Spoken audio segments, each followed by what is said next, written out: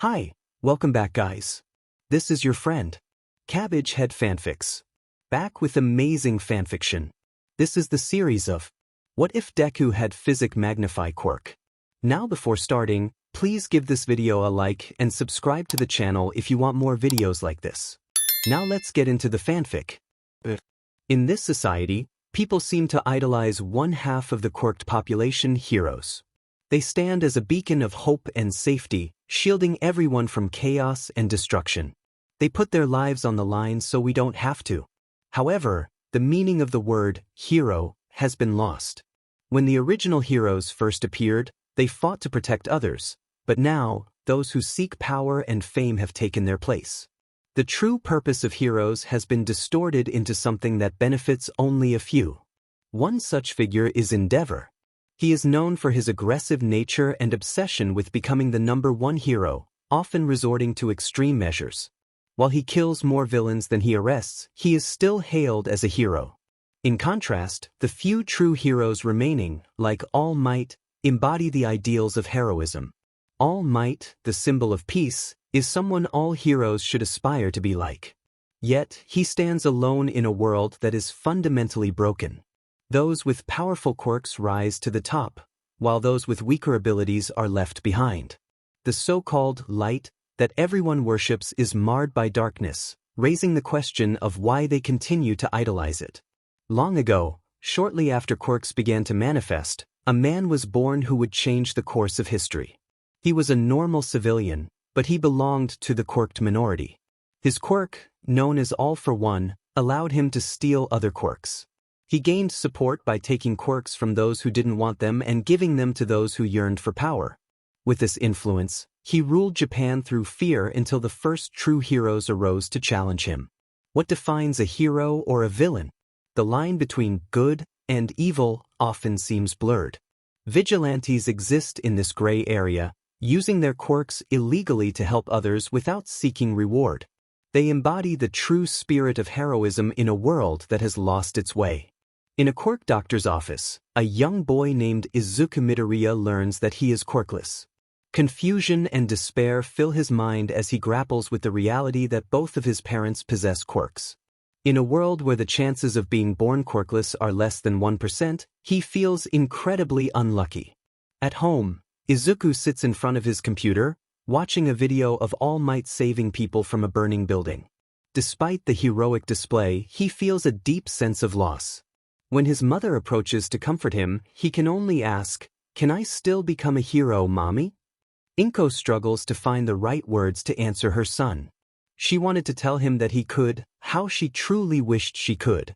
Yet she couldn't bring herself to lie to her child. All she could do was hug him as she tearfully said, "I'm so sorry, Izuku." These weren't the words he needed to hear, and they only made him feel worse. If his own mother didn't believe he could become a hero, then who would? It had been 10 years since Izuku was declared quirkless. 10 years since everyone had given up on him. 10 years since he discovered the truth and began training for his true calling. On this fateful day, Izuku and his childhood friend turned bully, Katsuki Bakugo, were set to graduate. As the teacher entered the classroom, he began explaining that the students were in their last year of middle school and needed to start thinking about their futures. "Now, I'm supposed to hand out these career sheets for you all to fill out. But who am I kidding? All of you want to go the hero route, don't you?" As he spoke, he tossed the stack of papers into the air, letting them rain down while the students showcased their quirks.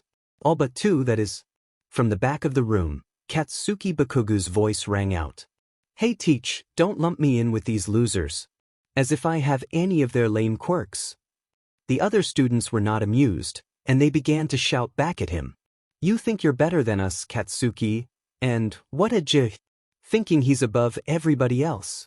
It was only the teacher's voice that silenced the commotion. "Alright, that's enough. You all know public quirk usage is illegal. And Bakugo, you were planning to go to UA, weren't you?" A stunned silence fell over the room. UA? The top hero school in Japan? Sure, Bakugo may be talented, but could he really get in? This was the collective thought as everyone stared at him. "What are all you extras looking at, huh? I aced all of UA's mock tests. I'm the only one here who's good enough to get in." You're all just pebbles on my path to greatness. While Katsuki was busy riling up the classroom, the teacher checked the students' career sheets. Some aimed for Shiketsu High School, the only institution that could challenge UA for the top spot. Others planned to enroll in Ketsubutsu Academy, known for producing effective top heroes. And, of course, there was UA responsible for heroes like Best Jeanist, Endeavor, and the #1 hero, All Might. It could only be Izuku Midoriya who applied to UA. He had perfect scores and the right mindset to become a hero. But wait, Izuku Midoriya? He applied for UA? And the hero course no less? He wouldn't even make it past the front door. No quirkless person could ever become a hero. Oh, Izuku, you also applied for UA, correct? Izuku's thoughts raced. He knew the teacher didn't care about him. He either ignored the bullying or encouraged it. He just hoped Katsuki wouldn't be as angry as he feared. Silence filled the classroom. The other students had quieted, but not for the right reasons. After all the effort Katsuki had put into making Izuku give up, he still applied to UA. Why didn't he understand the danger of trying to become a hero without a quirk? Just as Katsuki was about to explain this to Izuku, laughter erupted from the other students. What? Midoriya trying out for UA? As if he'd ever make it anywhere. He's just quirkless. They'd kick him out the second he stepped through the door. Izuku should have known they would laugh and ridicule him. But that didn't matter. He would become a hero, no matter what stood in his way. A true hero never gives up. If All Might said anyone could become a hero, then even he could. He was about to speak up when an explosion hit his desk, sending him flying backward. Deku, what the hell do you think you're doing? You think you're better than me, huh? Trying to get into UA despite being quirkless? You die during the exam. And that's if they even let you in. Kaken, I'm not trying to compete with you or anything. It's just that it's been my dream to be a hero since I was a kid. I'm not going to know if I can do it until I try. Why can't you just face reality and accept it? You will never become a hero. Alright, that's enough, boys. Bakugo, you know public quirk usage is illegal. TC whatever. That seemed to be enough to get Bakugo off of Izuku's back, at least for now. After that whole fiasco, class resumed without incident.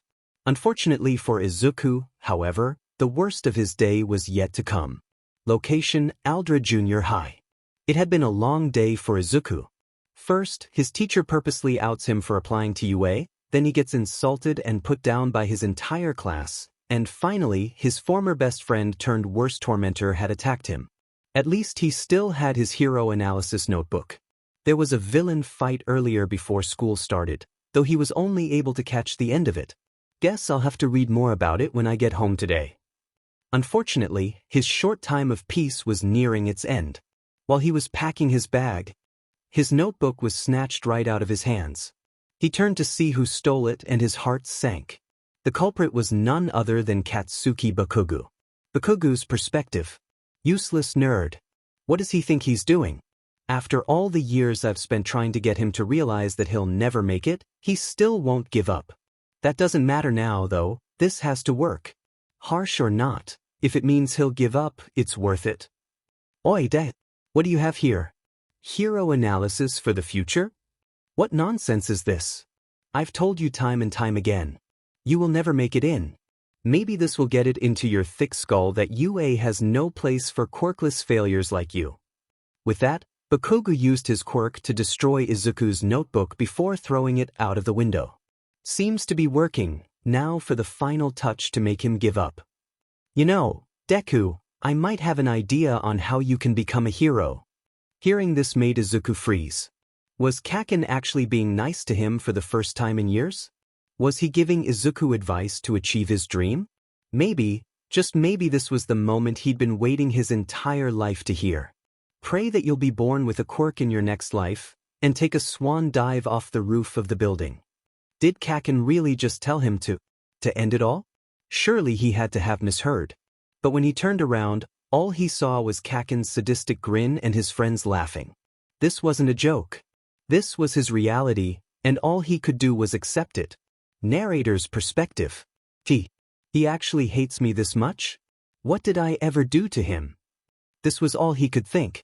This became his bleak reality. But before Bakugo left, his sadness was replaced by something new entirely. Something he'd never felt before: determination. Determination to prove Bakugo wrong. To show that he could become a hero, no matter what happened and no matter his circumstances.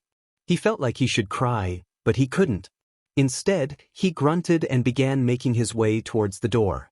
He was going to prove everyone wrong. He would become a hero, no matter the cost. Izuku's perspective. Can I become a hero, even if I'm quirkless? This was it. It was my chance. It was time for me to prove them all wrong. All Might, the legendary hero, was my last thread of hope. He even said it himself. Anybody can become a hero. He would say the same to me, and that would be all I needed to make it. All Might's perspective. I'm sorry, young man, but without a quirk? No, I'm afraid you can't become a hero. If you still want to help, though, you should consider joining the police force. They may be ridiculed for only cleaning up after heroes, but it's a fine profession. Izuku's perspective. What? Did he just say that I can't be a hero? Narrator's perspective. All Might had left, his signature smile still on his face. Why wouldn't he be smiling? He had just saved a child from a powerful villain down the road. Sure, he could have been a bit less blunt, but since when has that worked? He had to be straightforward. But what about the kid he had just left alone after crushing his dreams? Izuku's perspective. He left me here. Alone, after crushing my dreams no less. For what? Even All Might said that anyone can become a hero. So why didn't he say that I could become one? Narrator's perspective. It was then that the harsh truth of this reality truly came into full view for Izuku. It took his thread of hope above the cracking glass of the rose-tinted windows he was looking through for him to finally crash through the lies. This world was wrong. So wrong on so many levels. He never did anything to be treated like this other than being quirkless. What made him less than human because he didn't have something most people did? Nothing made him less than human. It was this rotten world's fault. He was as good a person as they came. He barely ever thought about himself. He was always looking out for others. Yet everyone pushed him down and made sure to seal the hole. His mother didn't believe him, and his best friend despised him for who he was. His idol had just crushed his dreams. But instead of giving up, he grit his teeth and swore he would be a hero. He realized that the world would never let him make it as a limelight hero. He knew he'd probably be rejected from UA because he was quirkless. But no one ever said he had to be a hero legally. So, legal or not, he would become a hero. He was determined to become a true hero, and nothing would stop him from achieving that. As he exited the building, he swore to himself that he would become a hero. It was then that the harsh truth of reality came into full view for Izuku. He had to confront the lies he had been told. This world was wrong on so many levels. He never did anything to be treated like he was less than human, just because he didn't have a quirk. Nothing made him less than human. He was as good a person as they came, always looking out for others. Yet everyone pushed him down. It had taken Izuku longer than he'd expected to reach the entrance of the building where All Might had left him. But that didn't matter now. What mattered were his plans. If he couldn't be a hero legally because he was quirkless, then he would become a hero in his own way. He hoped to start training in secret to avoid worrying his mother and to stay out of Bakugo's way. However, fate had different plans for him. As he made his way home, ideas swirled in his head about how to achieve his goal.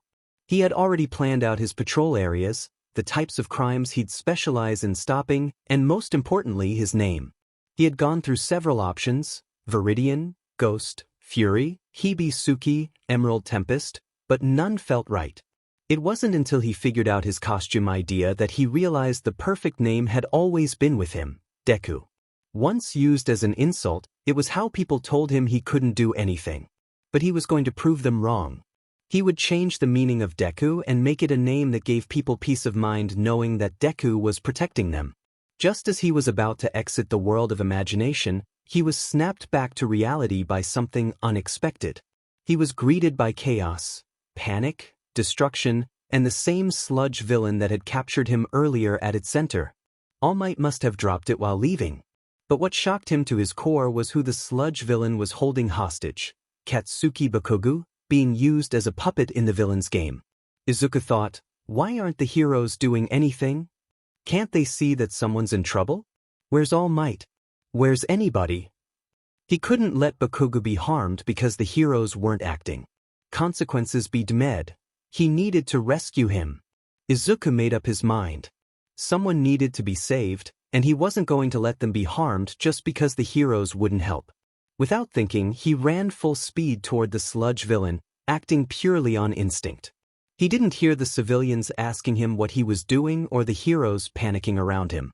He only saw the villain in front of him and the person he needed to save. He saw the villain's mouth moving, though it was muffled to the point where he could hardly hear it. It was probably something about how he'd pay for getting him caught earlier. His other senses, however, were in maximum overdrive. He saw the villain raising Bakugo's hand towards him, sparks beginning to form. But he didn't let that stop him. Izuku's heart raced as he shouted, "Let him go!" He was running on pure adrenaline, fully focused on saving Kaken, no matter the cost. When he saw the villain about to unleash an explosion, he quickly searched for weaknesses. He noticed that every part of the villain's body was made of slime, except for his eyes. If he could just hit one of them to blind him, he could save Bakugo.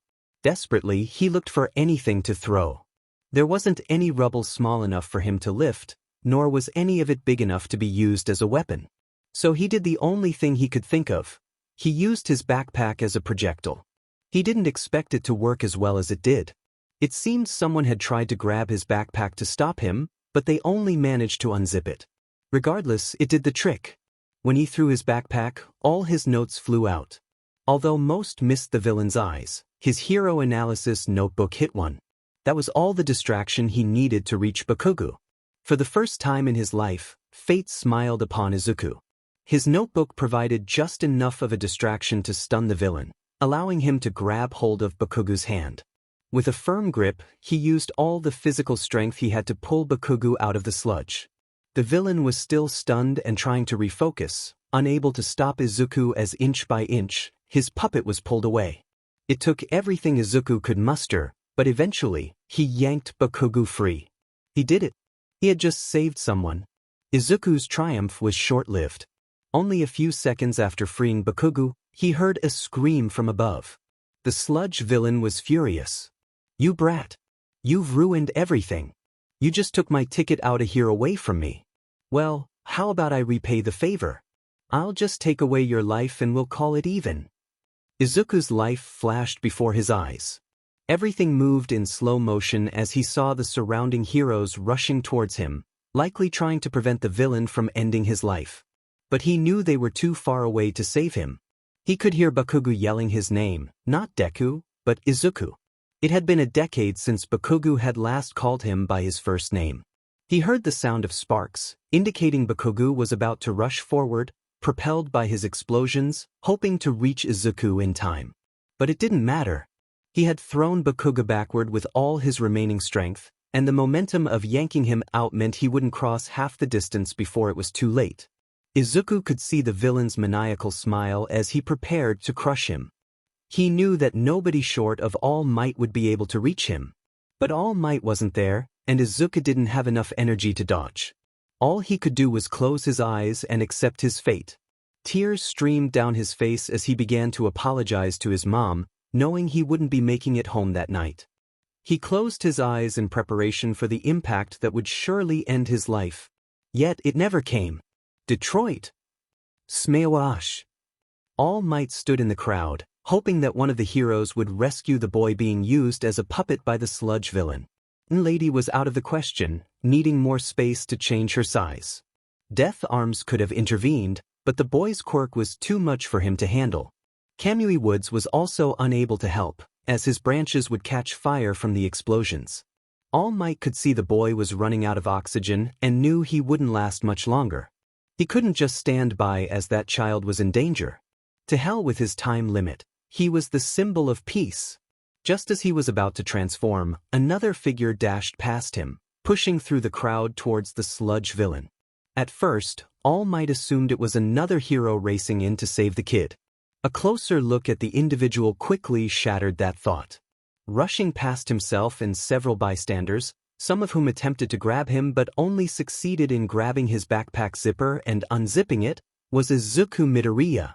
The same quirkless child who not even 30 minutes ago he had told couldn't become a hero because he lacked a quirk. When All Might realized who it was, he tried to transform faster, but he just couldn't for some reason. He was forced to watch as the boy ran headfirst into the range of the villain. Several times, All Might attempted to transform, but each attempt only resulted in pain and failure. He saw the child getting closer to the villain, and he saw the villain raise a hand with sparks beginning to form. Again, All Might attempted to transform, only for it to fail once more. Before he could try again, he saw the kid slinging off his backpack and throwing it towards the villain's head. At first, he was confused as to why the kid did that. That confusion was quickly replaced with astonishment as he saw a badly charred notebook fly out of the open backpack and into the villain's eye. That hit managed to stun the villain long enough for the kid to reach the hostage and grab hold of him.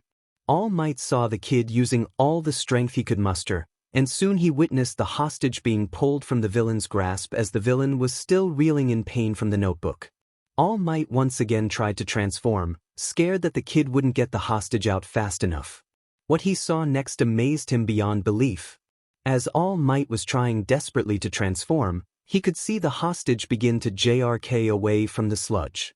Once, twice, 3 times.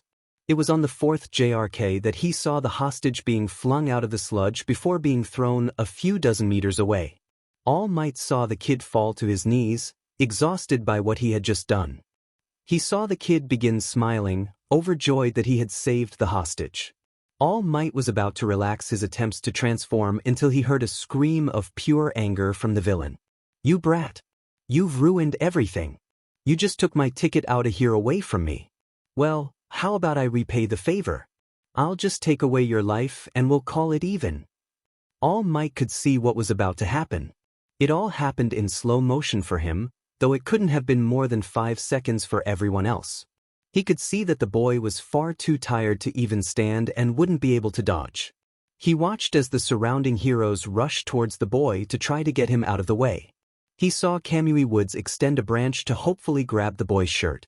He heard the boy who had just been rescued yelling the others' names as sparks began forming in his palms. All Might knew that none of them would be fast enough to get the boy out of the way of the villain's attack. It was now or never. He needed to activate his quirk, or else the boy would be in grave danger. He tried, and then he felt it, the spark of growing power that coincided with the surge of pain through his body. All Might didn't care about the pain at this point. He only cared about getting to that boy before it was too late. The second he felt his quirk buff him up, he jumped full speed towards the villain. Detroit! Smawash! Everyone surrounding the scene was in total shock and disbelief. They were just about to witness the death of a child who had risked his life to save the hostage. Civilians were already preparing to fire their quirks at the villain to give the boy a chance to escape. But that wasn't needed. Everyone could hear it, the distinctive shout that gave them hope. The declaration of the number 1 hero's signature attack. Izuku thought, so this is how it ends for me, huh? Well, at least I die a hero. I saved Kaken, and that's all that matters. To me. Those were the words going through his head as the sludge villain came closer.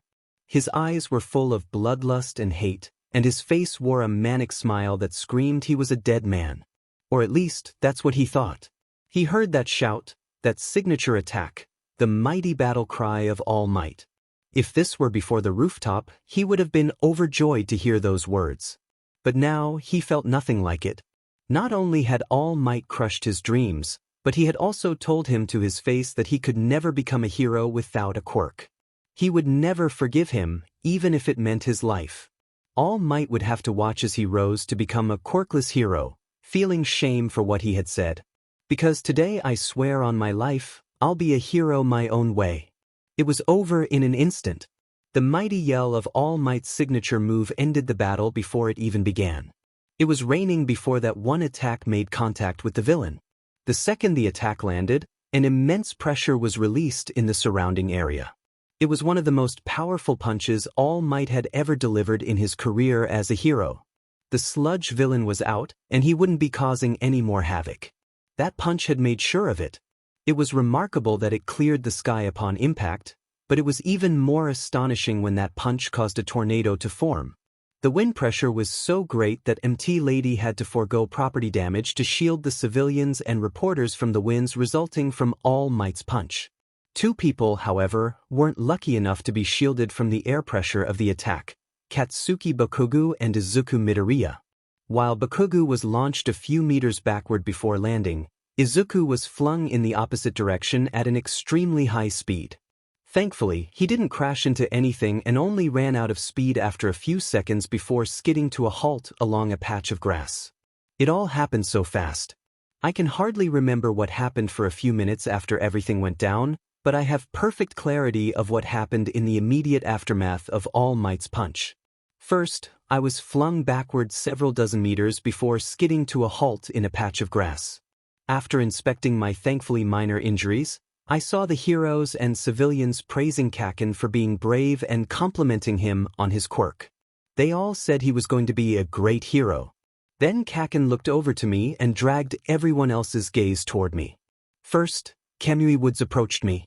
Though he complimented me on my bravery, he lectured me about how what I did was dangerous, especially due to my lack of a quirk.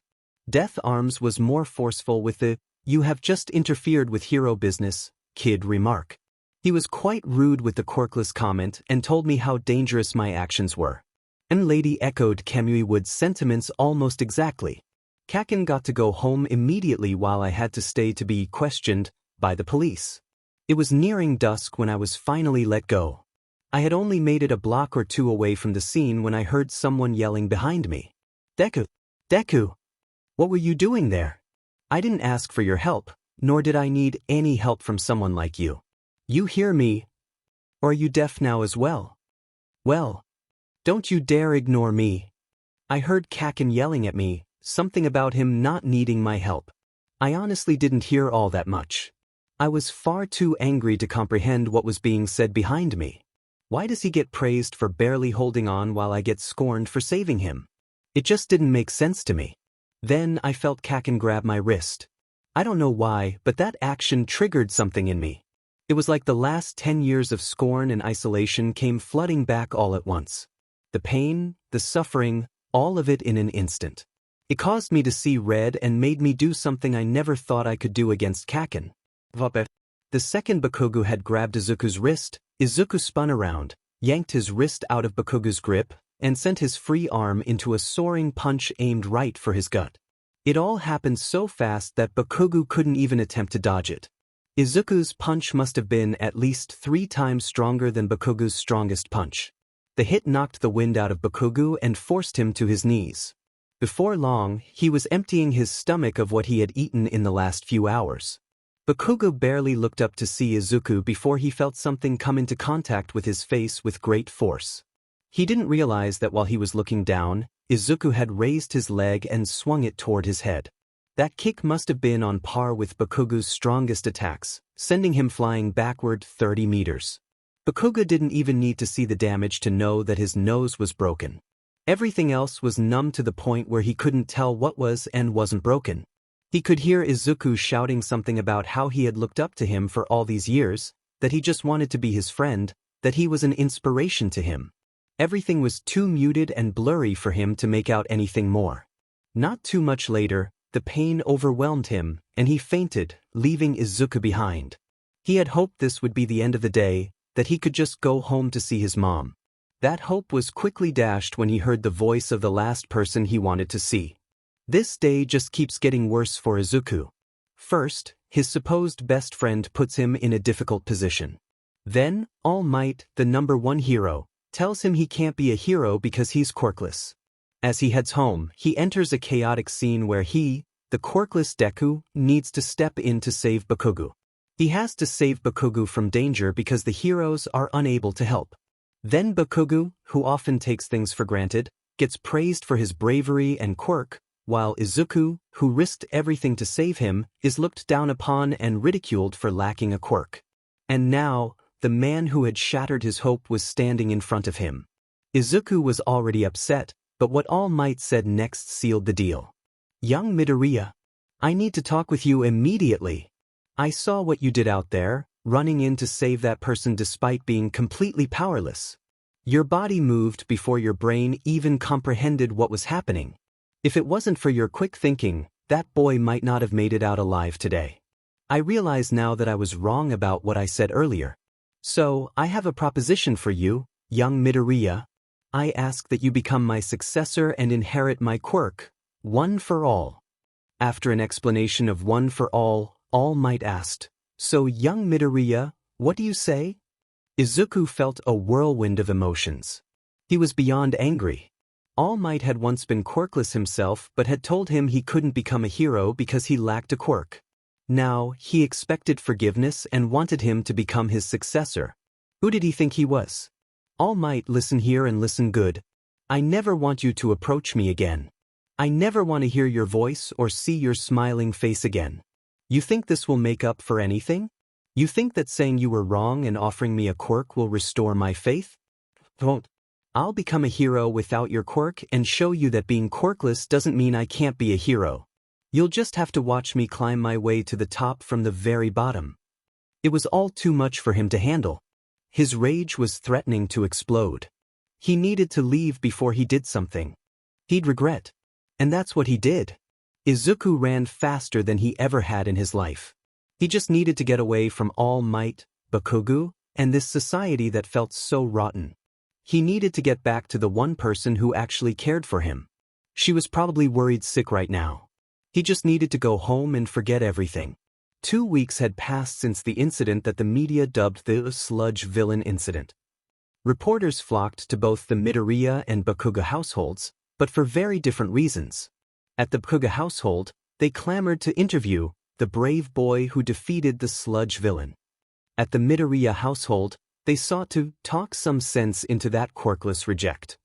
So far, no reporter had succeeded, as both households threatened them with police action after several attempts to break in. How were things going for Izuku Midoriya?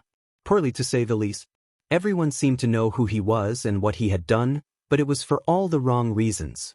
Both he and his mother received mail ranging from concern for their well-being to threats from those who looked down on quirkless individuals. Izuku could hardly leave the house without being confronted by people who either wanted to check on him or those who wanted to belittle him. But Izuku didn't care what they thought. He knew what he was doing, and he had already begun training. It's been 2 weeks since everything happened. In those 2 weeks, I've been experimenting with some things. I've found that I'm extraordinarily powerful for someone like me. My raw, untrained power seems to be on par with low-level strength-enhancing quirks. I discovered this by comparing the damage done to wooden walls. My normal punch inflicts damage similar to that of someone with a quirk like that. I've also found that my fast learning doesn't only apply to things like math and reading. It seems to apply to everything I try.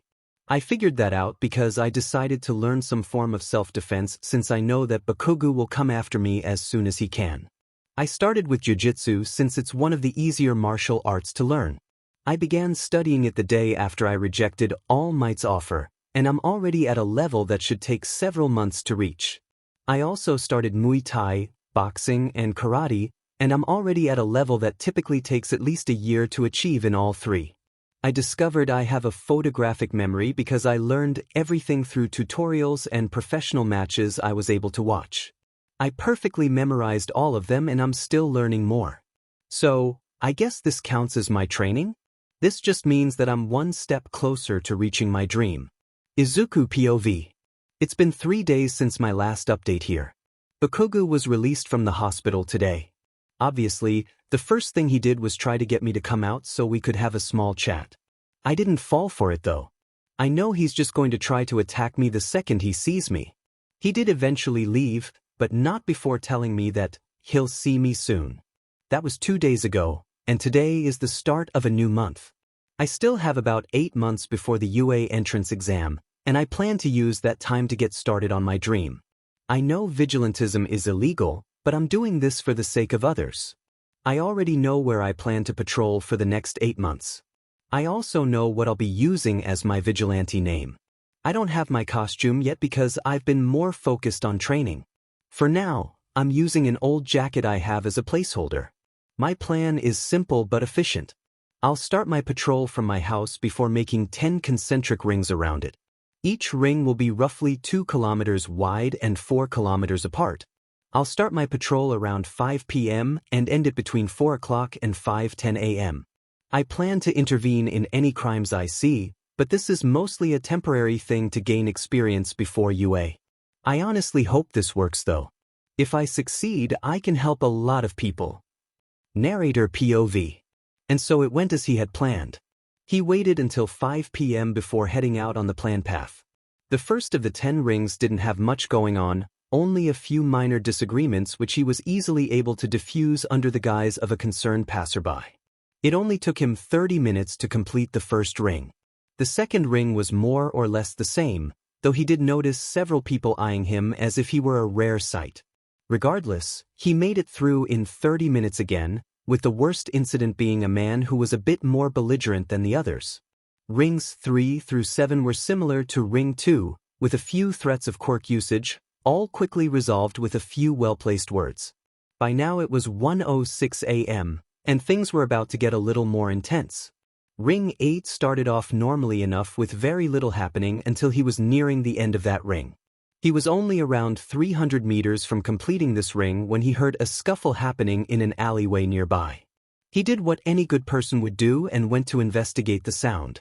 It turned out he had just discovered an active robbery with 1 victim and 2 suspects. He wasn't going to just wait around and let things get ugly, so he did what he thought would work best. He began slowly and silently making his way to the first suspect, who he assumed had some sort of weapon based on his posture. Izuku wasn't going to wait to find out. The second he was in range, he took a boxing stance and sent a well-aimed fist towards the man's head. It connected perfectly, knocking the man off balance. The second man only heard the thud of his friend being knocked out before looking in that direction. Izuku had faded into the darkness and was slowly making his way towards him. He could hear the man cursing about heroes not patrolling around here. He wasn't there to listen, however. Once he got close enough to the man, who he now realized had a weapon, he got into position and sent a powerful kick to the back of the man's leg. The hit connected, sending the man down to one knee while he grunted in pain. Before he could react, Izuku delivered a swift punch that knocked him out cold. Before the victim could even comprehend what had happened, Izuku had left, already making his way towards Ring 9. He checked the time and saw only a few minutes had passed. He would have plenty of time to continue, and continuing was exactly what he intended to do. Narrator POV. All seemed to be going well in Ring 9 at the moment. It was almost entirely peaceful. The only disturbance Izuku encountered was a louder than usual argument between friends about whether to head home or continue their plans for the night. Still, he remained vigilant throughout his patrol, listening to every sound, studying every shadow, and analyzing every possible outcome based on the information he had. Halfway through Ring 9, he heard the distinct sounds of a scuffle near the building he was currently standing on. Without hesitation, he looked over the ledge and assessed the situation below. The street was a chaotic scene, with cracks, smoking spots, and signs of a struggle. 4 individuals were engaged in a fight, each displaying unique quirks and fighting styles. The closest combatant appeared to have an impact multiplier quirk, evidenced by the crater he had created with what seemed like a normal punch. Izuku decided he would need to take him out first, preferably from the shadows. The second fighter, engaged with him, seemed to possess a fire quirk, as smoke curled from his fingers and his shoulders were ablaze. A quick strike to the center of his back followed by a hit to the head would likely incapacitate him. The third individual, standing farther back, wore tinted glasses and had mismatched eye colors, suggesting a laser quirk. He seemed to have a cooldown PRD between blasts, as his right eye shifted from dark red to bright red. If Izuku could remain out of sight, he could sneak up on him. The last combatant was a woman with a multi-limb quirk, currently sporting 3 arms of varying lengths. She appeared to be concentrating hard, breathing heavily despite being out of immediate danger. Izuku thought to himself, well, I guess it's time to put this plan into action. I hope this works out as well in reality as it is in my head right now. He quietly dropped from the building using the fire escape to his advantage, crouching in the shadows near the impact multiplier user. The man seemed injured, as the fire quirk user had turned to face the multi-limb user, creating the perfect opportunity for Izuku. Without wasting any more time, he snuck behind the recovering impact multiplier and grabbed a nearby metal rod, preparing to strike. With a swift motion, he swung the rod into the man's ankle, hearing a crack. Before the man could react, Izuku jumped on his back, covering his mouth with one hand while striking a pressure point on his head with the other. The man shook briefly before losing consciousness. Izuku gently laid him on the ground and moved toward the fire quirk user, rod at the ready. The man was preparing to unleash a concentrated blast of flames at the multi-limb user. Izuku jabbed him in the back with the rod, interrupting his attack, then swung the rod down onto the man's head. He collapsed instantly. Now, only 2 opponents remained, and they would likely be more challenging to confront. However, Izuku was determined. He charged at the multi-limb user, who turned around just in time to be struck by the rod, breaking her nose and knocking her out. The laser quirk user reacted quickly, firing at Izuku, but he managed to block the shot with his rod and darted into the shadows. The man, panicking, began firing in all directions without allowing his quirk to recharge. Eventually, he exhausted himself and lost his aim. Seizing the opportunity, Izuku snuck behind him and delivered a swift chop to his neck, sending him sprawling to the ground. After rummaging through the man's belongings, Izuku found a phone, dialed the police, reported the crime, and his location. He then continued on his route to ring Izuku had won and discovered how useful a weapon could be. What better weapon than a pipe that was easy to hide and simple to master? Izuku only stayed at the scene long enough to hear the sirens in the distance. Once he knew the police were on their way, he used a nearby fire escape to get back onto the roof before continuing on his route. It was only 2:34 a.m., and he still had plenty of time to finish his first patrol. Stopping 5 crimes in one night was far more than Izuku had expected, yet he still had his last and largest ring to patrol. However, his hopes of finishing by 3:15 a.m. were dashed after just 10 minutes in the ring. Plans never survive contact with the enemy. Izuku heard the sounds of a disagreement escalating. This part of the city was notorious, and most heroes, aside from a few he considered true heroes, would hesitate to enter. But that didn't deter Izuku. He was not in it for fame or money, he was doing what a hero should, saving people and stopping crime, no matter how dangerous it may be. He found himself on top of an average-sized apartment complex overlooking a back road, where 2 people were on the verge of attacking one another. The less aggressive of the 2 was trying to calm the situation, while the other was threatening him. From what Izuku could tell, one man had interfered in something, and the other was not happy about it.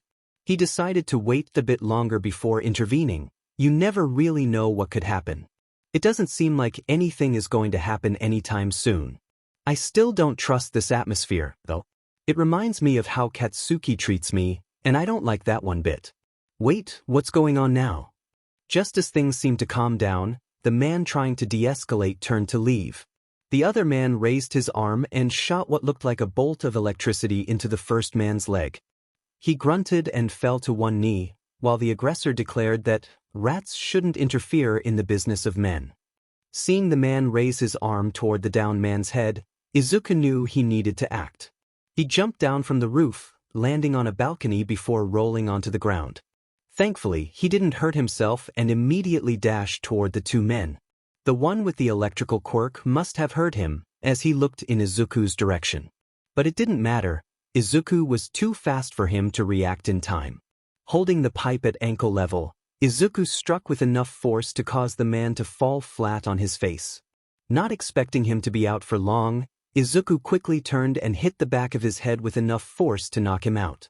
After ensuring the man was unconscious, he turned his attention to the man he had just saved. The man was definitely someone you wouldn't see every day. He wore a black tattered trench coat over a white shirt, black boots, blue jeans, and a simple belt. His skin was badly scarred, as if he had suffered severe burns. Izuku couldn't stay any longer, so he rummaged through the knocked-out man's pockets until he found his phone and dialed the police again. He waited until the man regained his bearings before fading back into the darkness to continue his patrol. One question still lingered in the teen's mind, however. Just who was that? And why was he almost murdered in cold blood? Chapter and Midoriya household. Breaking news. Yet another robbery stopped by the Vigilante Deku. Vigilante Deku prevents another murder in the Mustafu area. Crime rates in Mustafu and surrounding cities drop by 10% after the debut of Vigilante Deku. Drag cartel location given to police by Vigilante Deku. Human trafficking ring found decimated with all members, minus the leader, accounted for. Is this another act of the vigilante known as Deku? Or maybe a contemporary going by Karma? Surge of vigilante activity following the debut of Deku. Over 20 vigilantes spotted in the last 4 weeks alone. It's been like this for almost 3 months now. Every major news studio is publishing exclusively about the vigilante known as Deku or another who has followed in his footsteps. A total of 35 new vigilantes have been confirmed to be acting in the Chubu prefecture alone. Every major outlet, hero agency, pro-hero, and even the government themselves are trying to find out who Deku is. The only information any of them have is just the moniker, though. Nothing else is known about him. None would expect that the vigilante who has caused such a stir in Japanese society in under a year was currently going out for a jog. None would expect that Deku, the vigilante who infiltrated and stopped an entire drag cartel in one night, was currently doing his 500th lap around the block where he lives. Nobody would ever expect that the so-called worthless Deku is actually the vigilante that has had the entire hero commission and police force scrambling to find his identity. And honestly, Izuku doesn't even know about that part. All he knows is that the news is obsessed with him and the police are searching for him. Izuku's POV. It's been 8 months since my debut, and a lot has happened in those 8 months. The first 2 were just me stopping minor crimes and helping in any way I could. Some from the less desirable areas of Mustafu had taken to calling me the hero for all, since I don't discriminate in who I help. Those first 2 months were only the beginning, however. It was in the 3rd month that I first heard about another vigilante operating in the Chubu prefecture. They were going by the name Flash. No one has seen them either. They only know the alias and gender since one of the people he saved was able to confirm that Flash was male. That wraps up everything that happened in the first 3 months. Months 4 and 5 are where things get a little more interesting. By day 7 of my 4th month, I had seen news of 2 more vigilantes operating in Chubu. One went by Smoker while the other went by Cutter. They were a bit more extreme in their methods. The scenes they left behind weren't exactly pleasant to look at. It was during the 10th day that I first noticed it. Heroes were starting to patrol the areas I would usually patrol in. They were mostly limelight heroes like Death Arms or Kamui Woods. It was easy enough to avoid them by simply skipping those routes until they moved to different ones. I guess the commission finally started sending heroes after me. I spent most of the rest of the 4th month doing what I usually did, with the added hassle of avoiding heroes. That worked well until the beginning of the 5th month. I guess the commission finally started to figure things out because they began setting up fake situations in an effort to lure me out. Those were easy enough to spot, so I was able to completely avoid them. They stopped after a week since they were so ineffective. That made things easier for a bit until they started blanketing my patrol routes by sending hero groups of 3 or 4 along most of the paths I would take. It was during this time that the vigilante Flash was apprehended. His identity was revealed to be 17-year-old Makiyoshi Kanatashi. He had a quirk that let him increase his speed at the cost of his senses of hearing, sight, and smell. He was quickly arrested but released upon immense backlash from the people of Mustafu. It's no surprise he began his work again the day he was released, though. It was also this month that my moniker became public knowledge due to me leaving Deku at the scene of a particularly scummy gang hideout. That's a story for another time, however. The next 2 months were mostly new vigilantes popping up and more experienced pros joining in on the hunt for me. It wasn't until last month that things changed. I was on one of my usual patrols and had just gotten out of the 4th ring when I got the feeling that I was being watched. I guess my intuition was spot on because as soon as I felt that, I dropped from the lamppost I was on and avoided a scarf that was sent my way. I didn't need to be a genius to know that the commission had gotten Eraserhead involved. I didn't feel like sticking around to question him, though. Instead, I just ran as fast and as far as I could. He must have been stunned by that since he didn't even follow me. Unfortunately for me, though, that's led to this last month becoming a game of cat and mouse between myself and Eraserhead. I was able to win last week, it seems, since Erasure stopped showing. But I need to take a break from my patrols for one reason. The UA entrance exams begin next week. I need to be in top shape so I can make it. Timeline of events. First month, debut of Deku, first stopped crimes, minor public recognition. Second month, first gang arrested due to aid of Deku, first direct contact between police force and Deku, elements of the criminal underworld begin to take notice of Deku. Third month, debut of Flash. Fourth month, debut of Smoker and Cutter, first major news studio begins reporting on Deku, Mustafu crime rate drops by 3%, Limelight heroes begin hunting Deku. Fifth month, false crimes staged by the commission to capture Deku are employed but quickly fail. Hero groups are sent out on all known Deku patrol routes to capture him but prove ineffective. Vigilante Flash apprehended and identity revealed, released due to public outcry, continues vigilante work. Sixth month, vigilantes such as Melodic Voice, Arm Blaster, Starfire, Nighthound, Ashfall, Ripper, ReZero-T, Clairvoyance, and Shatter Mist begin activity in Kyushu, Chubu, Hokkaido, and Kanto prefectures. Mustafa crime rate drops by 10%. Seventh month, Deku has his first encounter with pro-hero Eraserhead, media flooded with theories and ideas about Deku, subreddit dedicated to his escapades setup. Eighth month, Vigilante Deku goes silent, crime rate rises by 3% but quickly drops again thanks to Flash, ReZero-T, and Shatter Mist until Deku returns. League of Villains takes notice of Deku and begins making preparations to recruit him. Chapter and location, Midoriya household. Narrator POV. As the vigilante Deku faded into inactivity, crime rates rose sharply for a short PRD. However, this quickly declined again due to several other vigilantes stepping in until Deku returned. Some people seemed content that the vigilante was gone, believing that heroes should be perfect. This led to various theories claiming that Deku had either retired or been imprisoned in a secret facility. Others even speculated that he had met a tragic end. Yet, those he had helped refused to accept such notions, believing him too skilled to be taken down easily. Most settled on the idea that Deku had simply disappeared for a time but would return. Little did they know, Deku was among them, preparing for an important day, the UA entrance exam. Quirk or no quirk, he was determined to succeed and prove that being quirkless did not define him. Izuku POV. Today's the day. My first step in achieving my dream of becoming a hero. I can only hope I make it.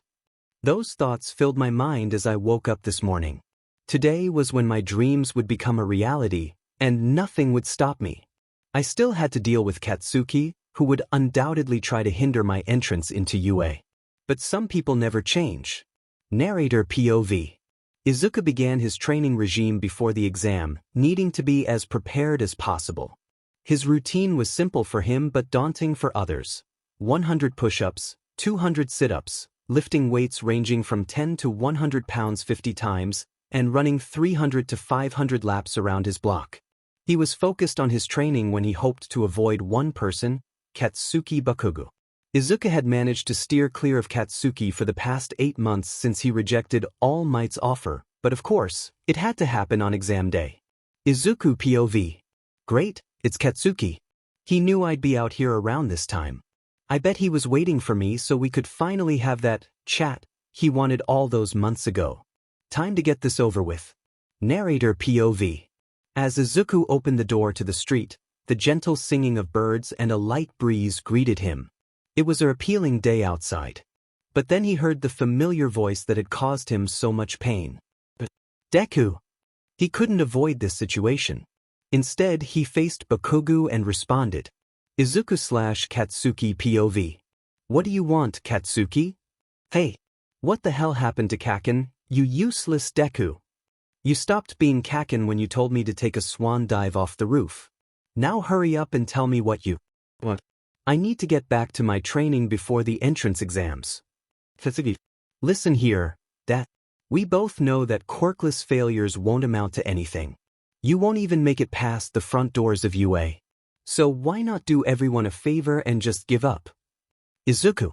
Still thinking so low of me now? He really can't change, can he? No, you listen here, Katsuki. I'm never going to give up, and you should be able to accept that and move on.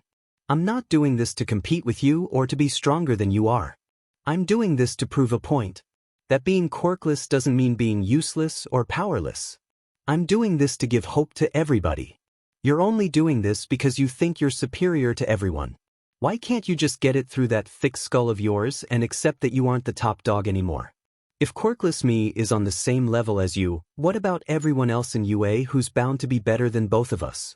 Why can't you just accept that I'm doing this for myself and for everyone? So you listen here and listen good, Katsuki. This rivalry you have with me that I'm not even involved in is over. I don't care about you or what you think anymore. I only care about myself and everyone I'll need to save. This conversation is over. This relationship is over. This friendship is over. Everything about us is over. What Izuku said was devastating to Katsuki. If he meant what he said, which he most certainly did, then they weren't even associated with each other on a simple greeting level. Katsuki could do nothing but watch as Izuku started running the other way. It seemed like hours had passed, though it was really only 45 minutes before Katsuki realized Izuku was long gone. All he could do was return home and process everything that had happened. Izuku, on the other hand, had decided to skip the laps to avoid Katsuki as much as possible. This decision led Izuku to a specific place, Takoba Municipal Beach. Though once a polluted area that was dangerous to be in for too long, 2 months of cleaning by Izuku had almost completely returned the beach to its former glory. The only area with trash left was a small section near the far west side of the beach, which had the heaviest items. This was something Izuku intended to change. It was the last of his training before he would go to UA. It only took him 20 minutes to finish half of this last space, and he had roughly 20 more minutes of work. He was making good time until the one person he hoped to never see again made himself known. Aside from my encounter with Katsuki, everything was going well for this day. I was almost done cleaning Takoba Beach. I saw on the news that nobody was able to catch a glimpse of the person cleaning it. Some thought it was heroes. Some heroes even tried to claim they were doing it, but that was quickly disproven when they refused to do anything on camera. Others thought it was an unknown group of people who just wanted to do good, which was also proven wrong. Some even said it was one of the less direct good things Deku was doing. I guess those ones were correct. But the point is that things were going fine for the day. Or they were until this day turned far worse. Izuku was correct when he said the day turned horribly worse than it already was. He could have gone the entire day without this, but fate had other plans for him. The number one hero, All Might, had heard the news of someone cleaning Takoba Beach. For that reason, he'd been scouting the beach to congratulate the person. What neither party expected was that the one person they'd thought they'd never see again was doing what they were. It was All Might seeing Izuku that caused things to become far worse than they were. That one voice, that one scream of one person's arrival had done nothing but infuriate me. Of course, I just had to run into him. One of the two people I had hoped to never see again. All Might, the symbol of peace. Young Midoriya. I had thought it would be you cleaning Takoba Beach, but to think that I would manage to catch you here. Hurry up and spill what you want from me, All Might. I don't have the time or patience to listen to your ramblings. Yes, of course. I wanted to apologize to you about what I said months ago. I now realize I was wrong to only see you as a potential vessel to inherit my quirk. I found a successor to inherit my quirk. I just wanted to say that my views were wrong. That my thoughts on you were wrong. And that I was wrong. I know I should have said this on the rooftop months ago, but I need to tell you this now. Young Midoriya, I do believe that you have more than what it takes to become a hero. I wish you good luck. Those words left Izuku stunned. He had originally thought that All Might was going to pester him to inherit his quirk. But instead, he only wanted to apologize? All Might had left before Izuku could respond. Izuku honestly didn't know what to do, so he finished cleaning Takoba before starting his journey to UA. Izuku may not like All Might or heroes as much as he used to, But hearing All Might accept that his words were wrong and actually apologizing to him? Maybe he wasn't as shallow as Izuku had originally thought. Maybe he could even become a hero Izuku looked up to once again. This is it. It's time for all that training to pay off. Those words of All Might are still lingering in Izuku's head. Not only did All Might apologize for what he'd said on the rooftop, but he also believed in him. It may have taken a long time for those words to be said, but now at least one person believes that he can become a hero. That person is All Might himself.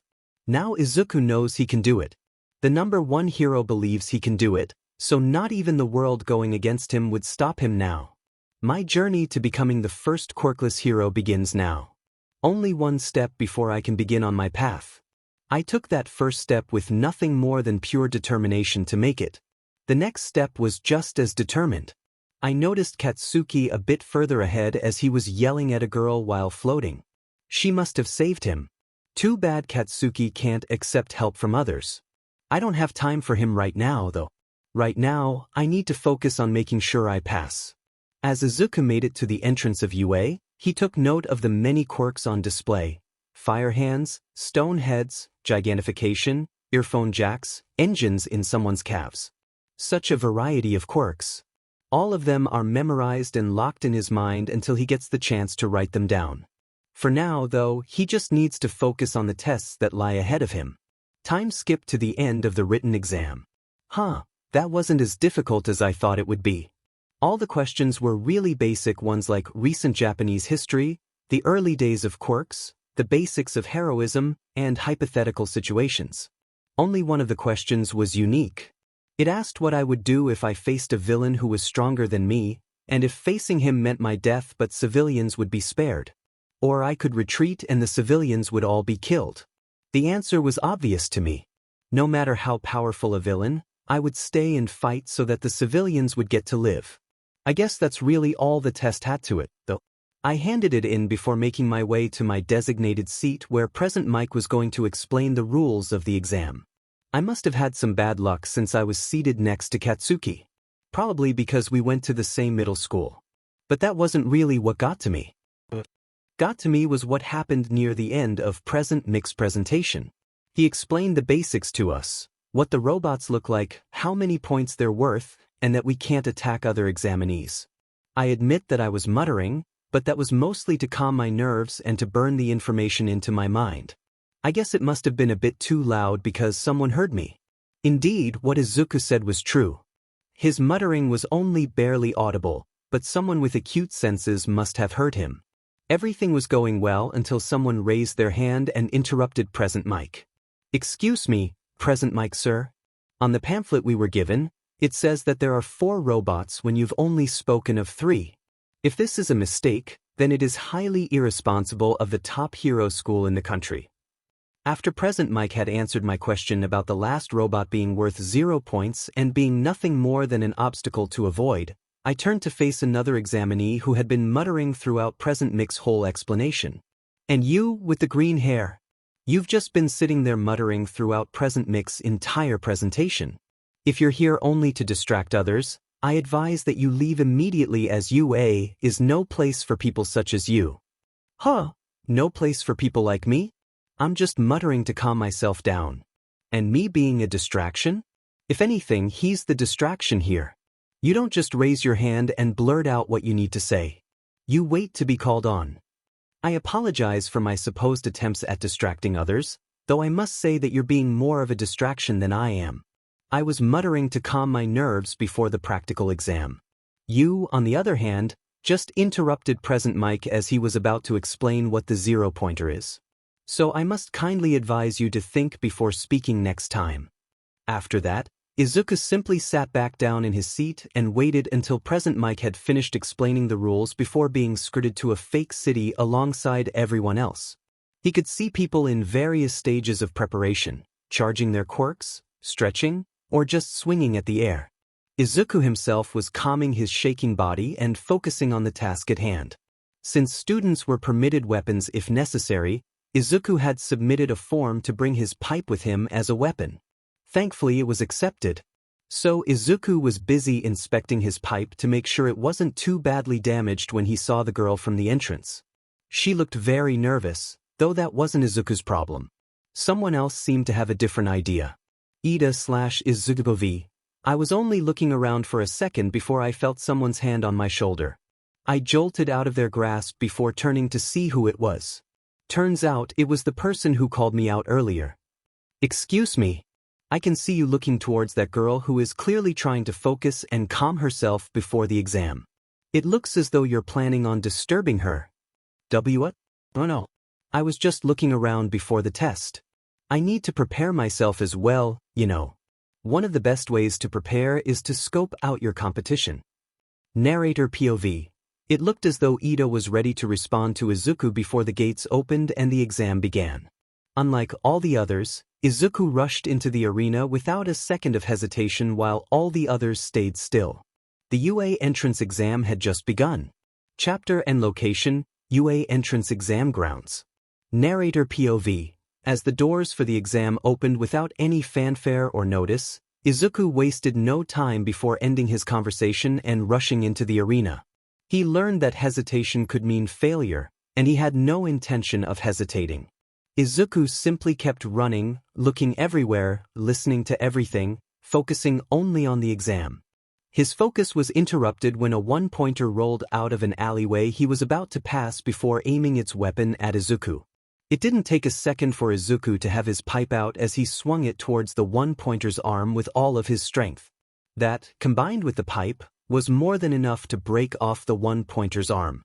The one-pointer was left confused as its main method of attack was destroyed in an instant. Izuku then quickly swung his pipe upwards towards the head of the one-pointer. The hit connected and dented the robot's head. He pulled back his pipe before jabbing it into the dented one-pointer's head. After a few seconds, the one-pointer shut down from the damage it had received. While that was going on, most of the other examinees were still at the starting gate, unsure if the test had even started. That thought was quickly confirmed by Present Mike shouting that the exam had begun and that there were no countdowns in a real battle. That seemed to snap them all to their senses as they quickly ran into the arena. They were greeted by the destroyed body of the one-pointer Izuku had taken down earlier. They paid no mind to that as they all split off to hunt their own points. Back with Izuku, things were going fine. He had destroyed another one-pointer by throwing his pipe through its head before rushing to grab it and swinging it back towards the robot, launching its head off. He then had to dodge an attack from a different one-pointer before he continued on his hunt. Izuku POV. 2 points isn't anywhere near enough to get in. I need to step up my game quickly. That was what I was thinking before I got ambushed by a group of one-pointers.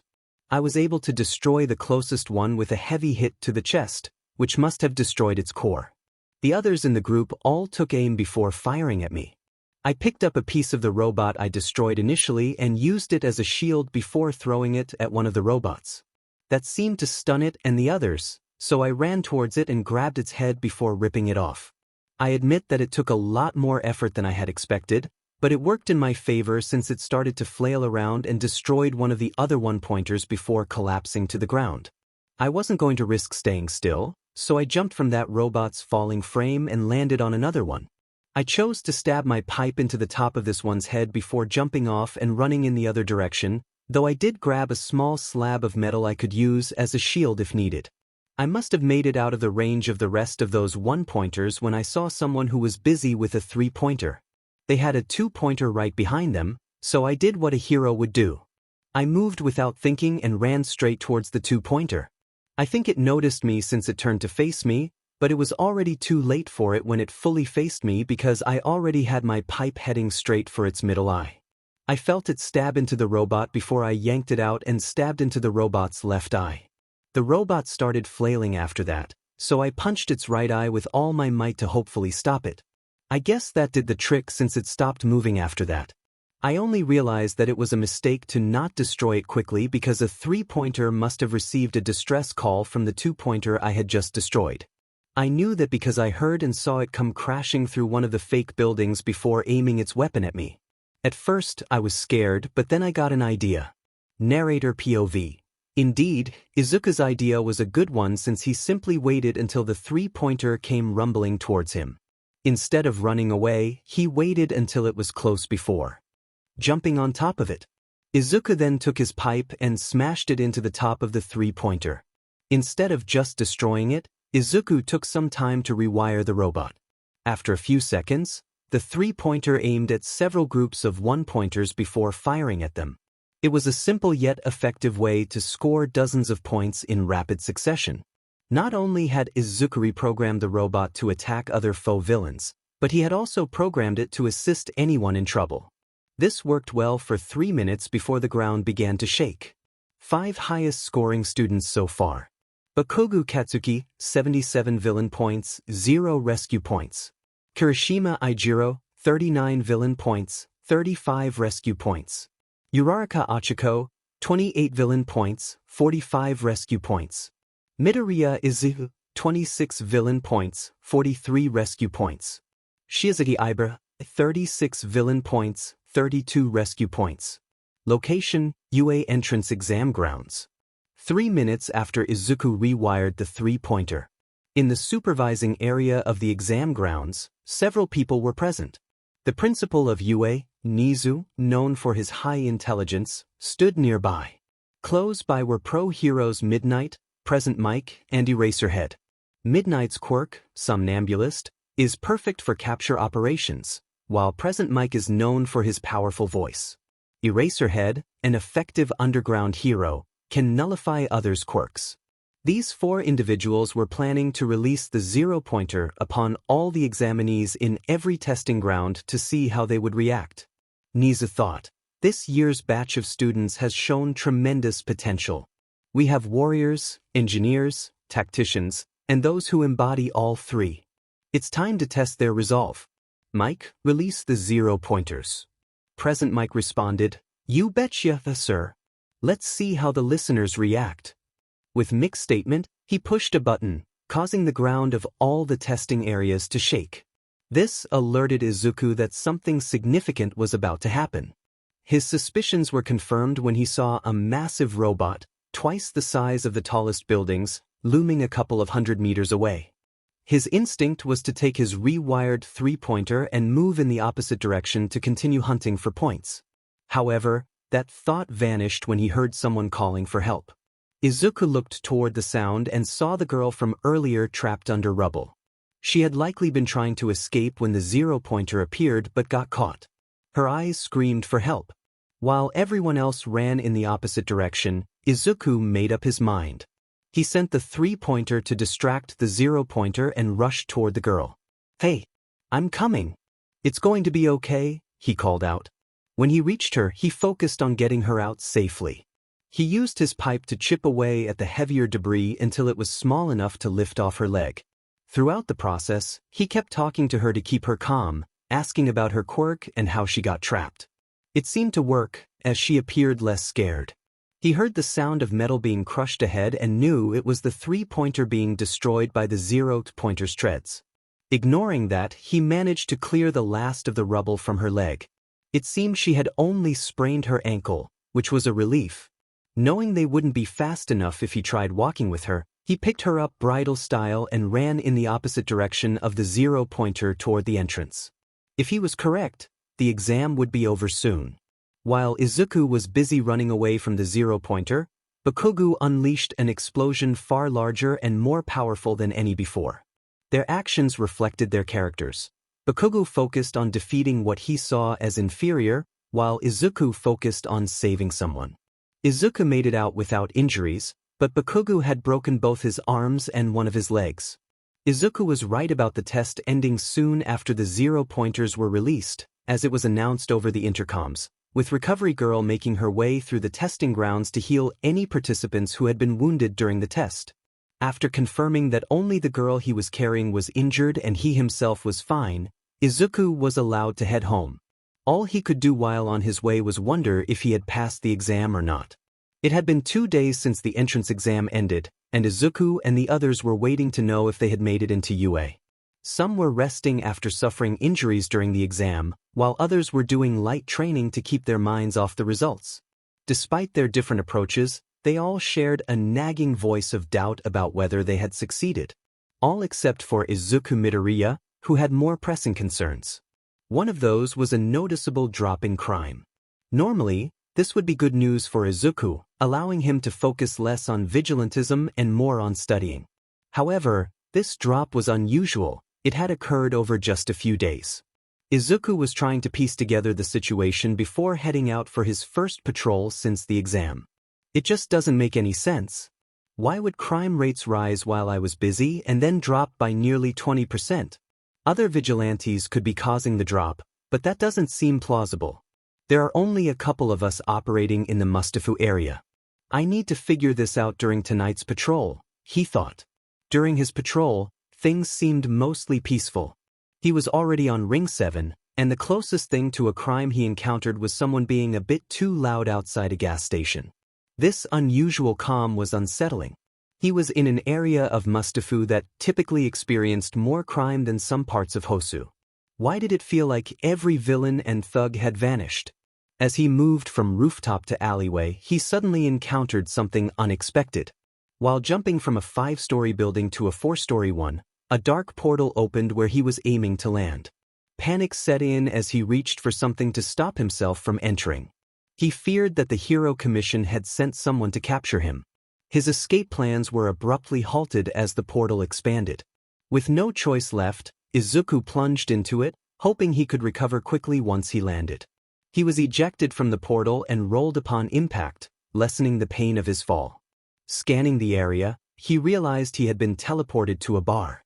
Confused, he wondered why he was brought here instead of a jail cell or the Hero Commission headquarters. Now, death. Why so tense?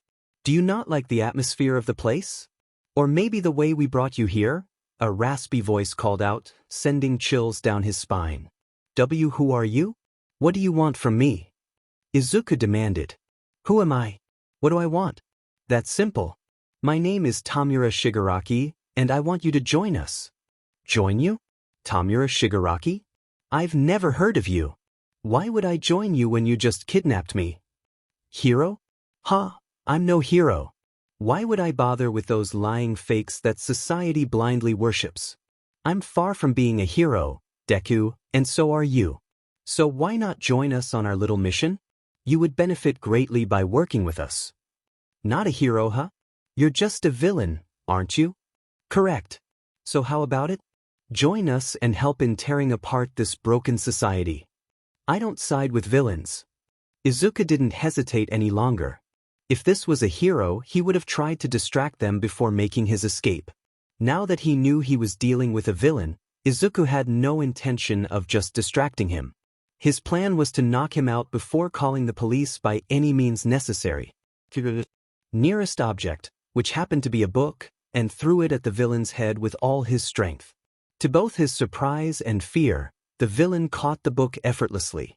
What scared Izuku even more was that the book began to disintegrate in the villain's grip, vanishing completely in mere seconds.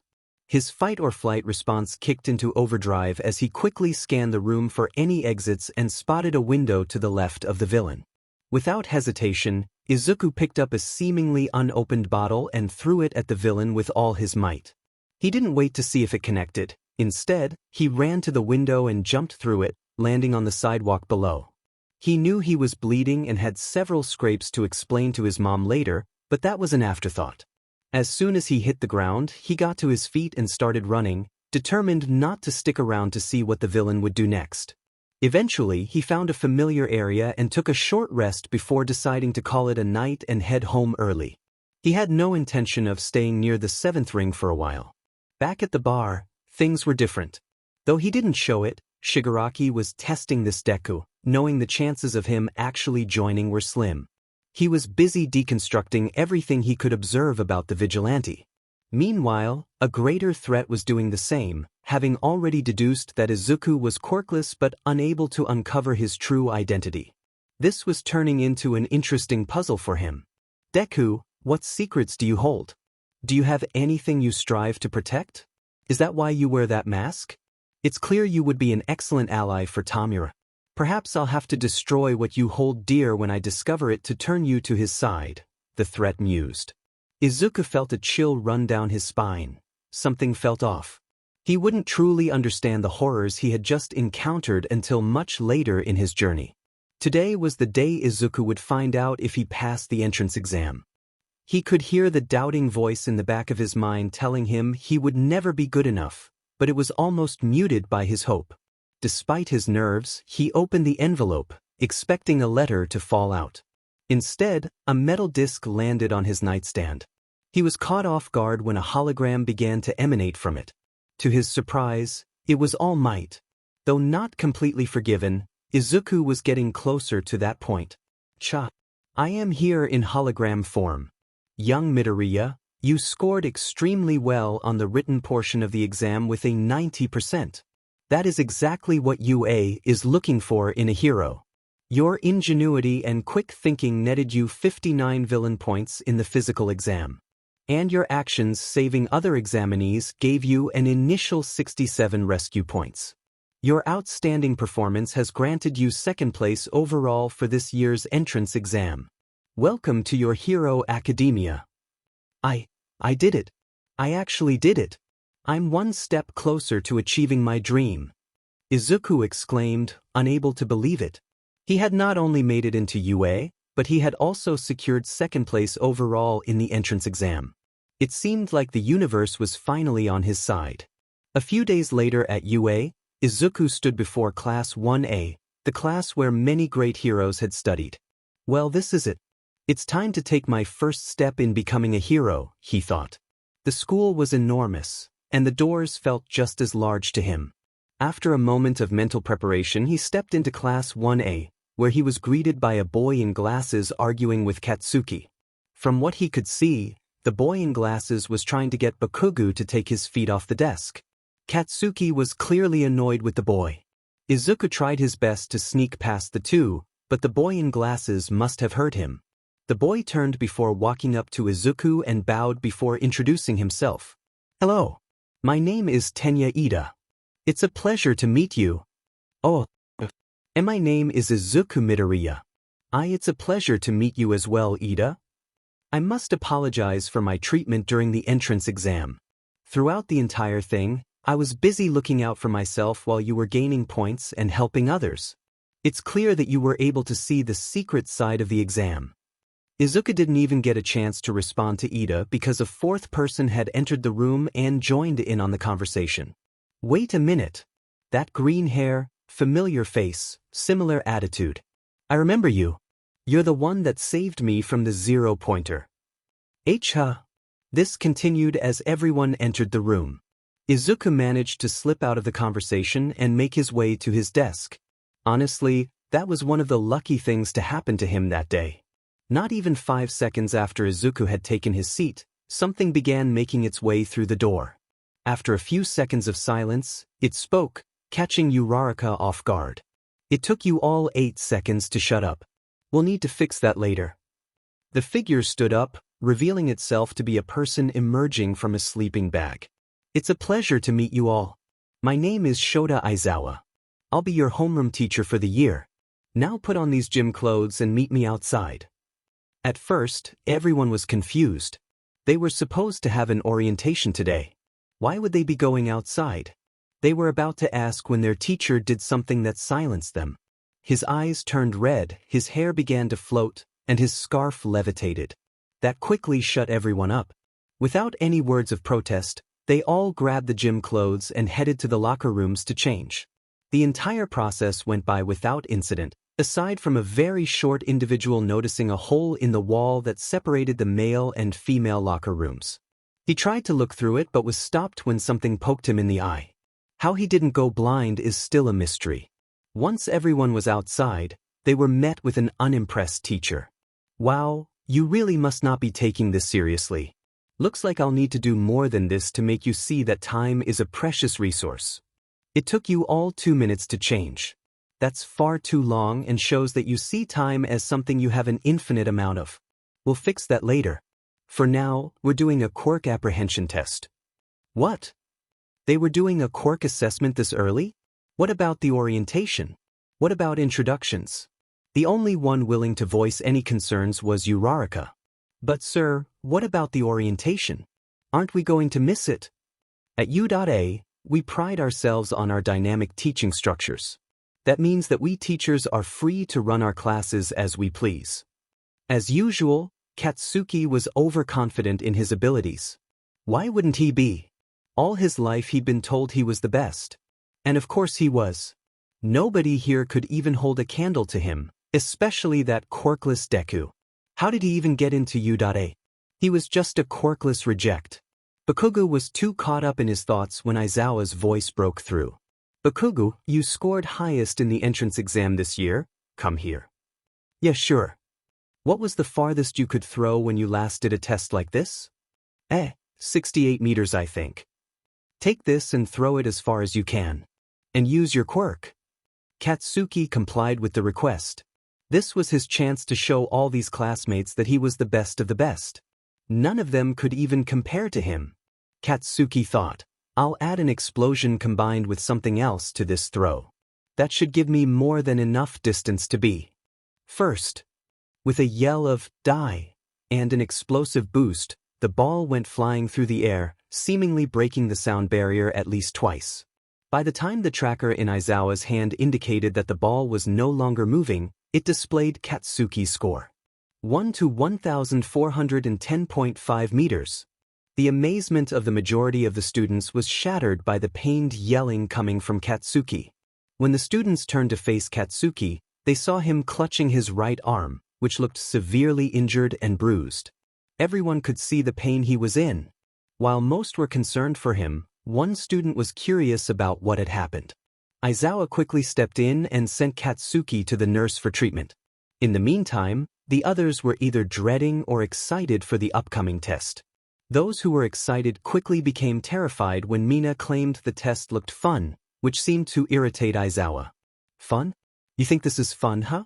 Let's make this even more fun. Whoever comes last in this test will be expelled, Aizawa declared. Expelled? The students gasped.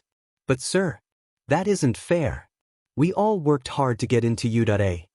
Uraraka protested. Unfair? Do you think villains running around is fair? What about natural disasters? How about how the quirkless are treated? None of those things are fair. It's all unfair.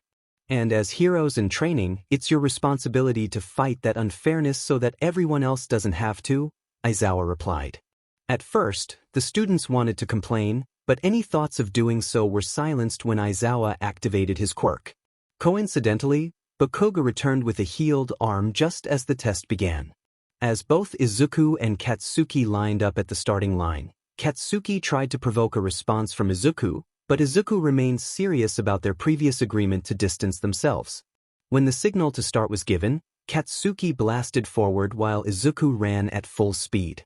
Despite Katsuki's quirk advantage, Izuku finished just 0.50 seconds behind him with a time of 4.80 seconds. In the grip strength test, Katsuki scored 300, but Izuku managed to surpass him with a score of 310, igniting Katsuki's frustration. How could the quirkless Deku score higher? During the standing long jump, most students cleared the box, with Todoroki impressively using an ice ramp. Izuku barely managed to clear the sandbox. In the repeated side steps, Izuku scored decently, but Mineta's score stood out. In the distance run, sit-ups, and toe-touch tests, Izuku placed near the middle, while Katsuki consistently ranked second or third. Finally, it was time for the ball throw. Nervousness filled the air. A poor performance could mean last place. Most students threw over 200 meters, but only Uraraka surpassed Katsuki, achieving an infinite score by letting the ball float into the air. Then it was Izuku's turn. Confident in his previous scores, he stepped up and threw the ball with all his might. To everyone's surprise, his throw produced 2 sonic booms, and he was eventually given a score of 1,410.6 meters. Katsuki, enraged, charged at Izuku, shouting about how a quirkless Deku could never achieve such a score. Izuku was ready to defend himself, but Aizawa intervened, ensnaring Katsuki in a scarf and warning him against attacking his classmates. The final results were announced. Todoroki took first place, Yaoyorozu second, Katsuki third, and Izuku placed 10th, while Mineta landed in last place. Originally, Aizawa had no plans to expel any students, But that changed when Mineta began crying and ranting about never having touched any girls before sprinting toward Yaoyorozu. He was quickly captured by Aizawa's scarf and expelled from UA. Lately, things had been going relatively well for Izuku. He hadn't encountered Shigaraki or Eraserhead in a while and was content with the current situation. The Hero Commission hadn't deployed any new strategies to capture him recently, which he found puzzling but was grateful for. He suspected it might be to prepare for a potential villain attack. Despite the lack of villains in recent weeks, he remained vigilant, knowing he still had a job to do. Or, that was what he thought until he spotted what seemed to be an altercation out of the corner of his eye. Against his better judgment, he chose to investigate the area to ensure nobody was being hurt. He was unsure of the situation due to this part of the Fifth Ring being closer to areas where heroes regularly patrolled. Even he had to admit that he was getting a little anxious over the situation. It was the first thing that had remotely resembled an incident in the last month. When Izuku arrived at the location, he felt both relieved and a little unhappy. It was another one of the Hero Commission's traps. Two people appeared to be fighting from afar, but in reality, they were low-ranked heroes using their quirks to mimic a fight. Izuku recognized it was a trap because none of the attacks were landing.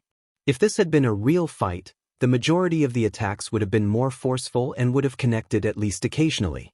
What Izuku didn't know was that the Commission had changed strategies. Instead of just trying to capture him through the false fights, they had a few underground heroes nearby. Their purpose was not to capture Deku but to signal to another group that would shine a spotlight on him. The hope was that Deku would be stunned long enough for someone with a memory quirk to get an accurate description of his face. Unfortunately for them, Izuku was done with his spectating. However, he was noticed just as he turned to leave. The hero who spotted him alerted the others, who quickly illuminated the area. They weren't able to catch the front of his body because he had completely turned around by the time they got him in the light. They did manage to glimpse his silhouette, which would allow them to deduce an accurate age range based on his build and height. "Are you insane, Katsuki? Young Bakugo, don't. If you fire that blast, it'll hurt him. He won't get hurt if he dodges." It had been 4 days since Izuku's first day at UA. In that time, he realized that all the staff at UA were pro-heroes. If this had been the old Izuku, he would have been filling out his notebooks with as much information about them as he could. This was a different Izuku, though. He respected them for their professions, recognizing that they were heroes for the sole purpose of helping others. Yes, even Midnight was a hero for that purpose. At the end of the day, this Izuku was mostly focused on keeping his grades high, ignoring Katsuki, and ensuring the areas of Mustafu he patrolled were as safe as possible. Right now, he was waiting for his first official hero training class of the year. Nobody knew who the teacher would be, though Izuku had an idea. Everyone except Katsuki and Todoroki was talking with other students.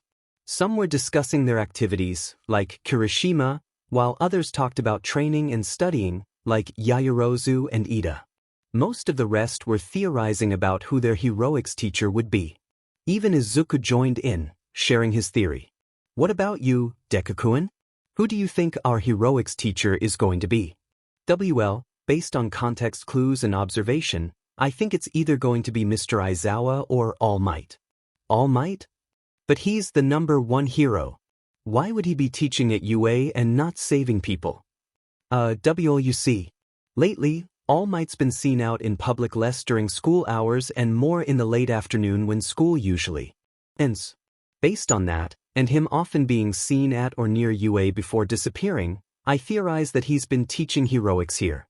Before Uraraka could respond, the sound of heavy footsteps rapidly approached, causing the students to become more alert. Once the footsteps reached the door, they stopped. For a few seconds, it was almost completely silent. Then the door was flung open with great force, and a familiar voice boomed. "I am coming through the door like a normal person." Within moments, the classroom erupted into chaos. All 19 students were talking at once. Some were shocked that All Might was their heroics teacher, while others commented on him wearing his Silver Age costume instead of his current one. "Now, I hope you're all ready for your first official day of heroics training. But of course, what's a hero without a costume?" After saying that, a wall nearby opened, revealing 19 cases. Based on what All Might had said, Izuku guessed that those cases held their costumes. He felt genuinely happy. He had considered changing his costume completely after his initial encounter with All Might, but that all changed when All Might apologized to him. This slowly restored Izuku's faith in All Might, leading to only minor changes in his costume, such as altering the parts that were supposed to represent hair to look less like bunny ears and more like All Might's hair. Now, grab those cases, put on your costumes, and meet me at ground beta in 5 minutes. As usual, All Might left quickly, providing no further information. While everyone else was frozen in shock, Izuku got up, grabbed his case, and headed to the locker rooms to change. His actions seemed to shake everyone else out of their stupor, and they rushed to get ready. By the time the first students reached the locker rooms, Izuku was already changed and making his way to ground beta. Some wanted to ask how he changed so quickly, but the reminder of their limited time had them all hurrying into action. Fantastic! You all look stunning. Of course, one can't be a hero just by putting on the costume. That's why today's training will be a battle trial. A battle trial on the first day of heroics training was unexpected but exciting. The students were still nervous, and nearly everyone began speaking at once. Would they be expelled if they lost? Would they be fighting robots again? How would this be a solo or team exercise? How much could they harm their opponents? Whoa, calm down. My quirk isn't super hearing. And to answer your questions, no, you won't be expelled. No, you won't be fighting robots. This will be a team exercise. We will have a single team of 3 unless anybody would like to volunteer to be alone. And the match will be called off if damage to an opponent is too high. Sir, if you don't mind me asking, how will teams be decided for this exercise? Ida asked. Great question, Ida. Teams will be decided by drawing lots. But sir, wouldn't it be best if we teamed up with someone we know? Well, statistically speaking, Ida, most heroes don't get to choose their partners. They just have to make do with whoever is closest and work through their differences. Oh, thank you, Midoriya, for explaining. And All Might, I apologize for my interruptions. Not to worry, young Ida. Now, Teams were the same as canon except for Todoroki, who opted to go alone.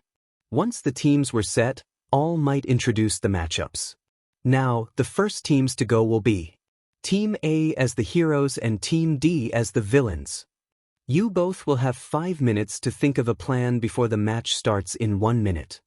As the two teams made their way to the simulation building, Izuku began strategizing ways to win while minimizing combat. Uraraka shared a similar mindset, knowing her quirk was better suited for rescue situations and that Izuku was quirkless, putting them at a disadvantage. Ida was busy trying to coordinate a plan with Bakugo, aware that Izuku and Uraraka would leverage any advantages they could find. Bakugo, however, was frustrated.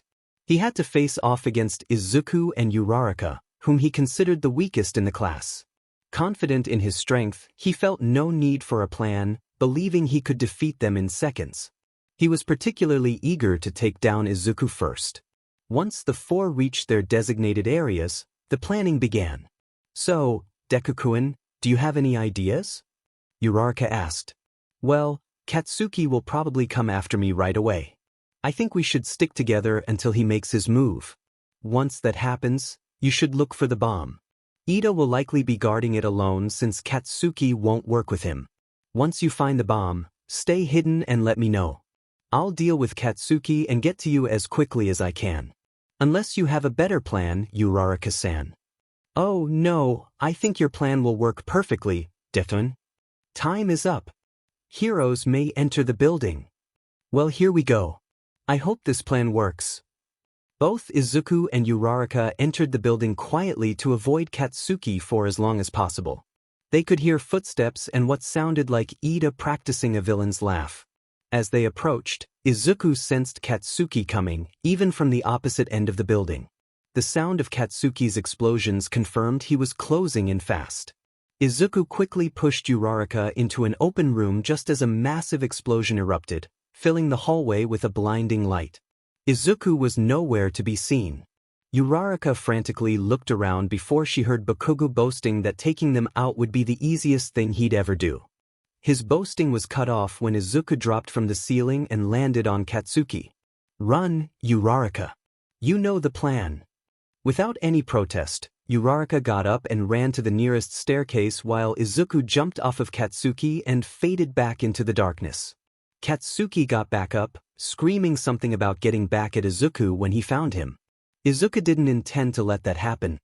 He made a quick dash from his hiding spot and aimed a punch at Katsuki's leg. The punch connected, bringing Katsuki down to one knee before Izuku kicked him in the face, sending him flying back a few meters. Katsuki got up faster than Izuku had anticipated and charged at him, throwing a right hook. Always starts with a right hook. I need to dodge and grab his arm.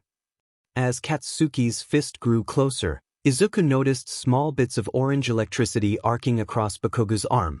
That would need to be studied later. Just before the impact, Izuku moved his head out of the way and grabbed Katsuki's arm. Katsuki was momentarily stunned, questioning how Izuku had predicted his move. Before he could react, Izuku lifted Katsuki over his shoulder and slammed him down onto the floor. The impact cracked the ground, forcing the air from Katsuki's lungs. Izuku didn't intend to let Katsuki rest. He brought his leg up to stomp him further into the ground. However, Katsuki quickly raised his hand and blasted Izuku with an explosion. This wasn't one of Katsuki's normal explosions. It was larger, hotter, and more powerful. The impact launched Izuku up through the floor above. He hit the next floor at an angle and fell onto his stomach. Katsuki launched himself up through the hole and landed in front of Izuku. "Really impressive, you worthless Deku. First, you cheat your way into you. Then, you show a hidden quirk during the quirk assessment. And now you try to upstage me in front of everyone. I didn't cheat my way in. I used all available resources to pass into UA and into 1A. I never hid any quirk. I'm still quirkless. And I'm not trying to upstage you. I'm trying to ensure Uraraka and I win this. Why can't you see I'm not competing with you, Katsuki? I'm doing this for myself." Izuku's body was in pain, and he knew at least one rib was broken. But his current concern was that Bakugo had just recovered and was preparing to attack again. It was time for Izuku to show what he could really do. "Alright, your move." Katsuki was furious. This quirkless Deku really thought he could compete with him. He began firing erratically in every direction he could see Izuku in. What angered him further was that Izuku was managing to deal with every attack, either blocking or dodging. If Katsuki shot a central blast, it got blocked by a pipe. If he aimed at Izuku's head, it was swiftly dodged. If he aimed for his arms or legs, the explosion was deflected or avoided. Katsuki's rage blinded him to Izuku getting closer with every blast. Each block brought Izuku a step forward, each parry 2 steps, and each deflect 3. By the time Katsuki realized his mistake, Izuku was close enough to deliver a full power punch to Katsuki's face. The blow was too fast to block or dodge. All Katsuki could do was take the devastating hit. When it connected, he felt the insane power behind it. If Izuku was truly quirkless, then he was far stronger than he appeared, likely on par with a mid-level strength enhancer quirk. Regardless of the truth, the outcome remained the same. Katsuki was flung several dozen meters before slamming into the wall with enough force to embed himself in it before falling to the floor. "No. This isn't possible. That useless Deku can't be greater than I am. There's no way that punch was that powerful. It's not even plausible that he is this strong." Izuku was hurt. As the adrenaline wore off, he became aware of the damage to his body. He knew several bones were sprained, at least 4 ribs were broken, and he was bleeding in several places. But he had won. He had taken down Bakugo and could now go help Uraraka.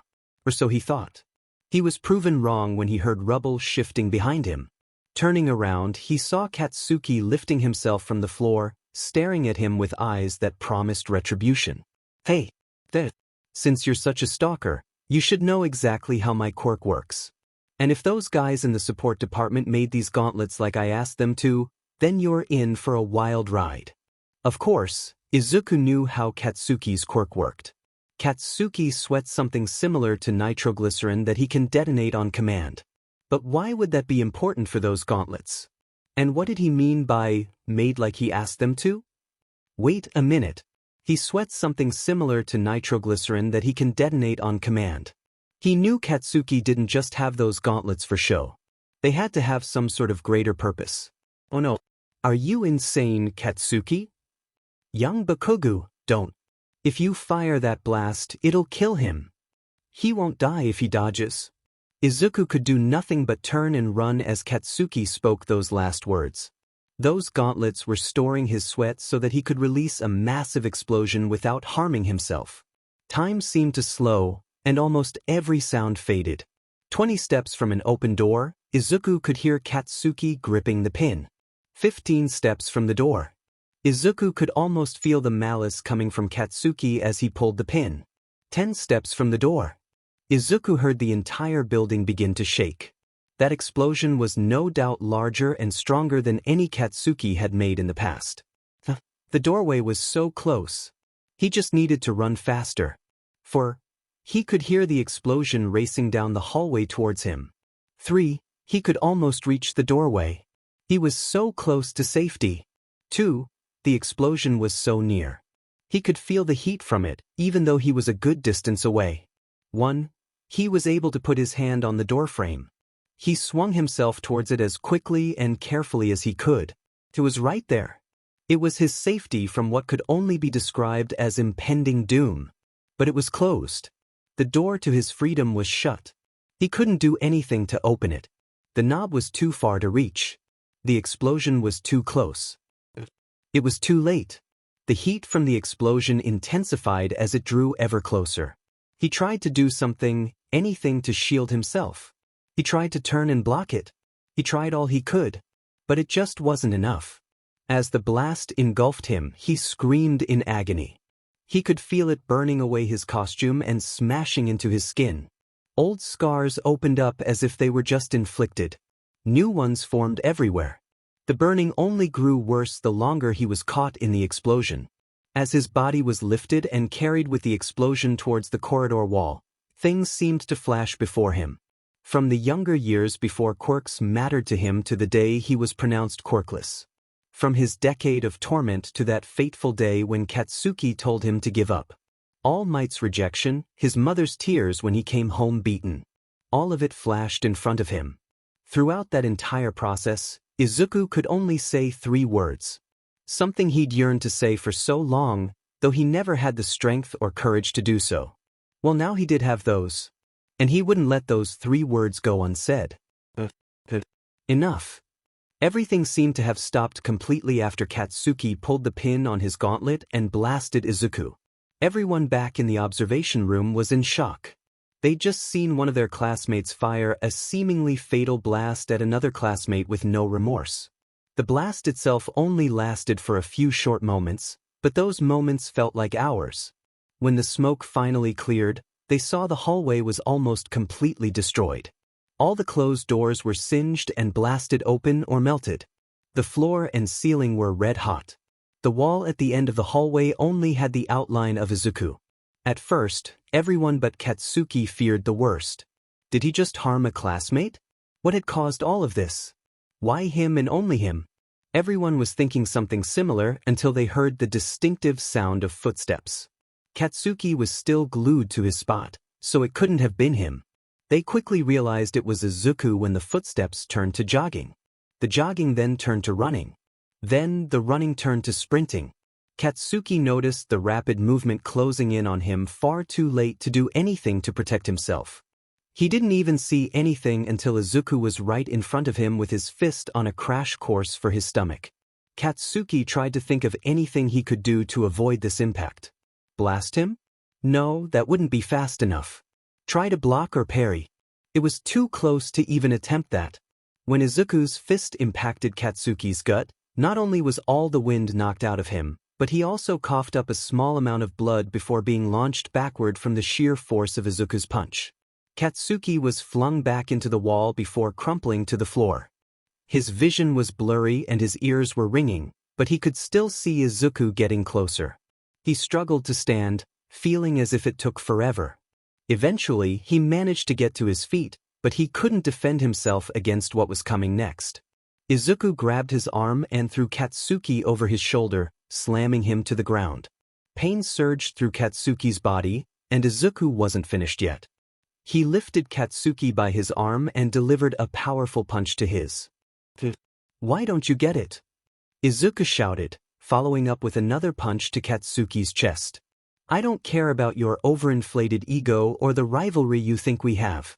A kick to Katsuki's leg sent him tumbling to one knee, his other knee clearly injured. "Why can't you just accept it?"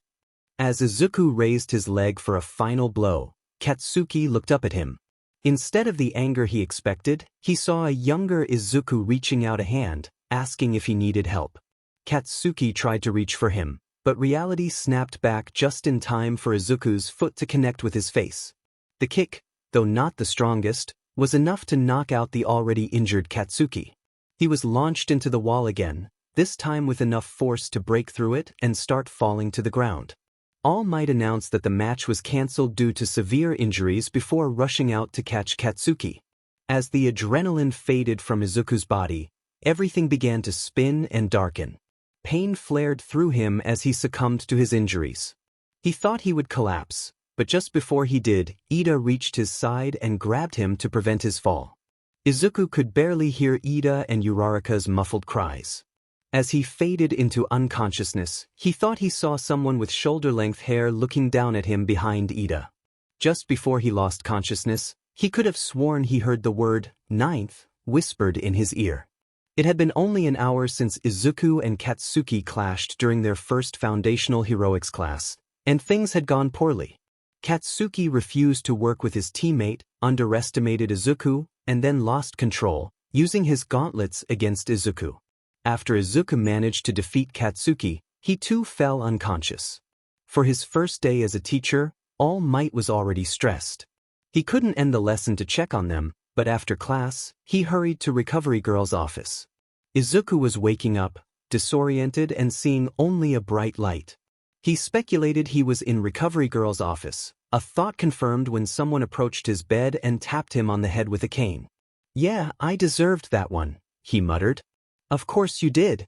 Both of you deserve far more than that based on the injuries you caused each other. Broken bones, fractures, burns, bruises, and worse. When that idiot Toshinori gets in here, he'll have a serious talk with both of you for being so reckless." What none of them knew was that All Might was just outside the door, unaware of the conversation. "Young Midoriya. Young Bakugo. All Might? What are you doing here? Don't you still have that class to finish?" Izuku asked. "The class just ended. You've both been here for almost an hour. So Katsuki's recklessness caused me to miss the rest of my first heroics class? Of course he'd do that." After Recovery Girl's long reprimand, she allowed them a private conversation, as All Might had something important to discuss. "So, you said you have something to talk to us about, All Might? I'd appreciate it if you made it quick. The less time I need to spend around Katsuki, the better." Katsuki wanted to yell at Izuku for his comment, but all thoughts of that vanished when he turned to see Izuku's intense gaze. "Ahem. Yes, I do have something I need to talk to you both about. I'm sorry to say, but I've been lying to you both in a way. You see, young Midoriya, when I told you I had found a successor to my quirk, I refrained from telling you who it was because I felt you would have reacted too strongly to the information. And young Bakugo, I feel it's time I told you this as well." Katsuki was beyond confused. Why would the useless Deku need to be involved in this conversation? And what did he mean about having lied to them both? Izuku, on the other hand, was angry. He connected the dots as soon as All Might walked into the room with his quirk deactivated. If anything, Izuku was frustrated he didn't figure it out sooner. All Might finding someone else to inherit his quirk. Katsuki's quirk suddenly exploding in power. All Might's blatant favoritism that was obvious from the start. It all made sense now. All Might had chosen Katsuki to inherit One for All. He'd chosen someone who only cared about winning to be entrusted with the strongest quirk to exist. Izuku didn't even notice he slammed his fist down on a nearby table. The other two noticed and looked towards the table only to see it crack, then splinter, then split into several smaller pieces. It didn't take a genius to figure out that Izuku was mad. All Might already knew why he was mad. Katsuki had an idea of why he was mad, but he wasn't going to act on that idea until he was sure. "Hey! What the hell was that for, you stupid Deku?" Katsuki shouted. "Why?" Izuku replied, his voice strained. "Pardon, young Midoriya? But why out of all the possible choices? Out of every candidate? Out of every person who would have been so much better? Why did you choose him of all people?" "What the he?" "Shut up, Katsuki. Now tell me, All Might. Why out of everyone who would have been a much greater successor did you choose Katsuki to inherit your quirk? Why would you pick someone who spent his childhood bullying others just because they were weaker than he was? Why would you choose him over anybody else? Why, young Midoriya? Please calm down." "I'm not gonna calm down until you answer me. Why would you choose Katsuki to inherit One for All?" You what? You wanted someone that you thought would be great because of their quirk. You wanted someone with a strong quirk so they could become stronger. Tell me what you gained by choosing Katsuki." "I had to choose somebody soon. My time is running out, and I need a successor as soon as possible, young Midoriya. Young Bakugo was the best candidate to inherit my quirk out of every other choice I had." Izuku couldn't believe what All Might had just said. He needed someone quick, so he chose Katsuki. He chose someone who he had to know was a poor candidate because he was too rushed to find someone better. Izuku was furious. He couldn't even stay in this room any longer, lest he do something he'd regret. As Izuku got out of his bed, he felt a spike of pain rushing through his body. He must have flinched because he could see the worry in All Might's eyes grow. He honestly didn't care, though. He only cared about leaving before he made a decision that could jeopardize everything. "Why, young Midoriya? What on earth are you doing? You're nowhere near healed enough to leave. Why, you need tea." "Just shut up, All Might. Hurry up and have your conversation with Katsuki. I'm not staying here any longer. I'm leaving for my own good. I may not hate you, All Might, but you'll be lucky if I consider you a hero ever again." Izuku could hear that All Might was about to try and argue with him. All he needed to do was turn around and glare at All Might to silence him. As Izuku saw All Might turning to Katsuki before talking to him, he began making his way to the room's exit. He wasn't going to take this anymore. He had so many questions that he needed answered. He just knew now wasn't a good time to get those answers. The question he needed answered the most was simple, however. It had been a day since 1A's first heroics class. It had been a day since Izuku's frustration with All Might had reached new heights. It had been a day since Izuku had last heard Katsuki's voice. He knew Katsuki was following him and trying to get his attention. He just ignored it all. Even when Katsuki had enough and attempted to grab Izuku by the shirt, Izuku blocked his attempt before grabbing Katsuki's arm and bending it behind his back. He didn't even wait to see if he was properly restrained before shoving him with all his might. He only left when he heard the sound of a body hitting the floor. He'd had enough of Katsuki and never wanted to even think of him again. Of course, that was nothing but a hopeful fantasy. Izuku could always forget about Katsuki during lunch. Lunch was supposed to be the calmest time of day for all UA students. It was supposed to be a time of relaxation and calm for the students after a long day of classes. However, that peace could be disrupted by various things. A childhood friend turned bully, a pro-hero trying to engage with you, or the media hounding for information. Just typical disturbances during lunch. Right now, though, it was time to recap everything that had happened since Izuku returned to UA. Katsuki had tried to provoke Izuku, and All Might kept pestering him to talk.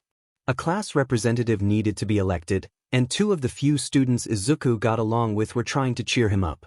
Reporters were swarming the school for interviews about All Might teaching there. Katsuki's attempt to provoke Izuku was met with a glare that silenced him, while All Might received a look that clearly communicated Izuku's frustration. Izuku was elected as class representative, much to his confusion, with Yaoyorozu as vice representative.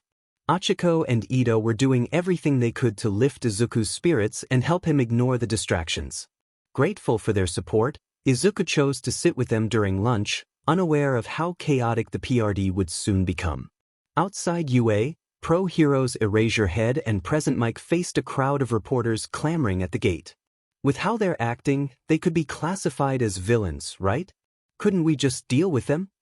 Erasure Head replied, "Not unless you want your name dragged through the mud." Meanwhile, Izuku's friends expressed concern for his well-being after the events of the previous day. "Are you sure you're all right? It might have been better to stay home and recover," Ida said. "I appreciate your concern, but I'm fine. Recovery girl can work wonders," Izuku reassured them. While Izuku and his friends discussed school and heroics, the teachers decided to let the reporters tire themselves out before returning to their classes. Just outside the gate, a teen in a black hoodie approached and, without a word, decayed the gate into dust. A reporter, eager for a scoop, stepped through the destroyed gate, triggering an alarm as security robots swarmed the area. Back in the cafeteria, the atmosphere shifted from calm to panic.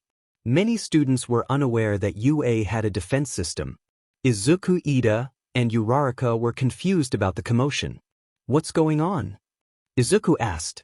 "The security system just went off. A villain made it onto campus," came the response. Izuku couldn't believe it. A villain at UA? That seemed impossible with so many licensed pro heroes around. He looked out the window and saw not a battle, but the mass of reporters being contained by staff and security until police arrived. "Deku-kun, we need to get to shelter quickly," Uraraka urged. "There isn't a villain. It's just the press," Izuku insisted. "Are you sure?" Ida questioned. "Absolutely. We need to do something to draw everyone's attention, and I know exactly what to do." As Izuku explained his plan, a man with pale blue hair and a hand on his face stepped through a warp gate inside UA. After searching through a few drawers, he found what he needed and re-entered the gate. Back with Izuku, he and his friends were ready to put their plan into action. Uraraka would make both Izuku and Ida float, and then Ida would activate his quirk to propel them toward the cafeteria entrance, where Izuku could clarify that it was just the press outside. "Ready, Uraraka?" "Ready. How about you, Ida?" "I have no reason to doubt your plan, Midoriya." "All right then. Now." With the signal given, Uraraka made both Izuku and Ida weightless while Ida activated his quirk to launch himself and Izuku towards the doorway. The plan worked well until both Izuku and Ida realized that Ida couldn't control himself in the air. They had no time to think of a way to fix that mistake as they both ended up slamming into a wall.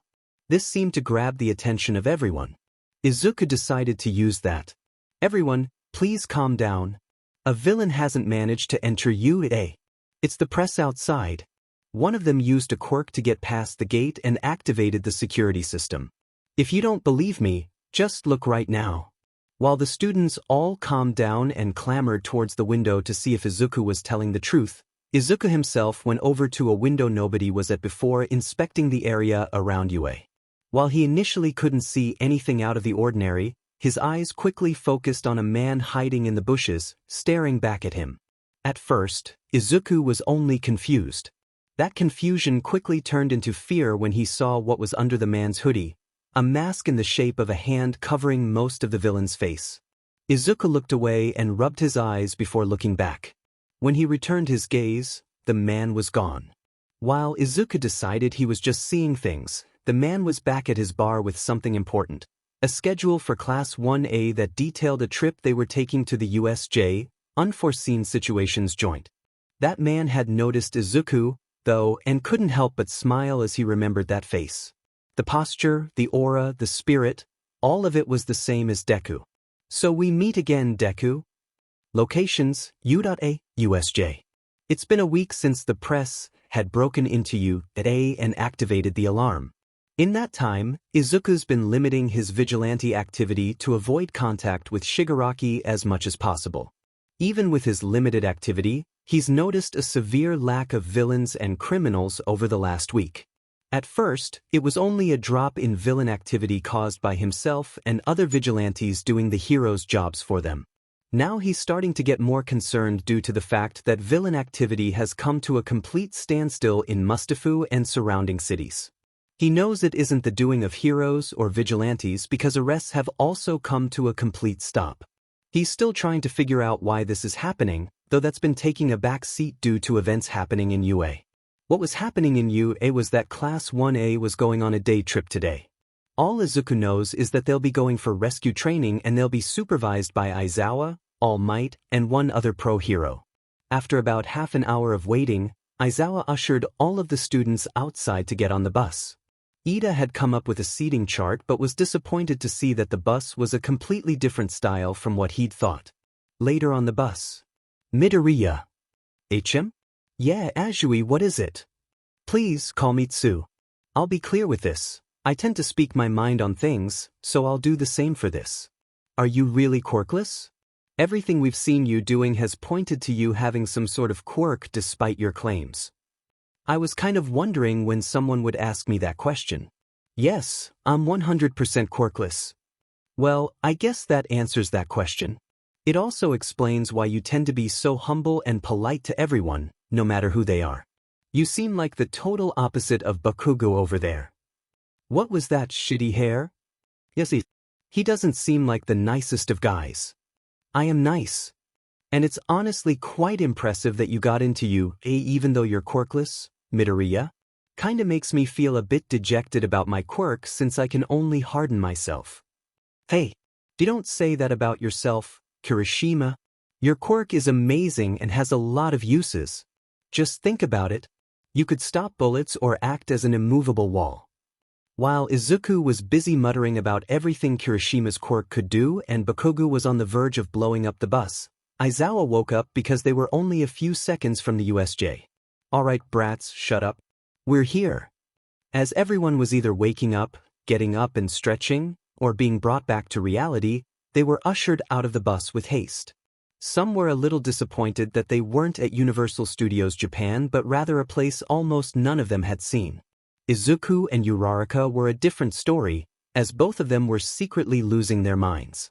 They were both aware that this building was in the unforeseen situations joint. Both of them were also aware that there was only one pro hero who could be here. One of them was a huge fan, while the other had this hero as their favorite. Alright, brats, shut up and get inside. We've wasted enough time already.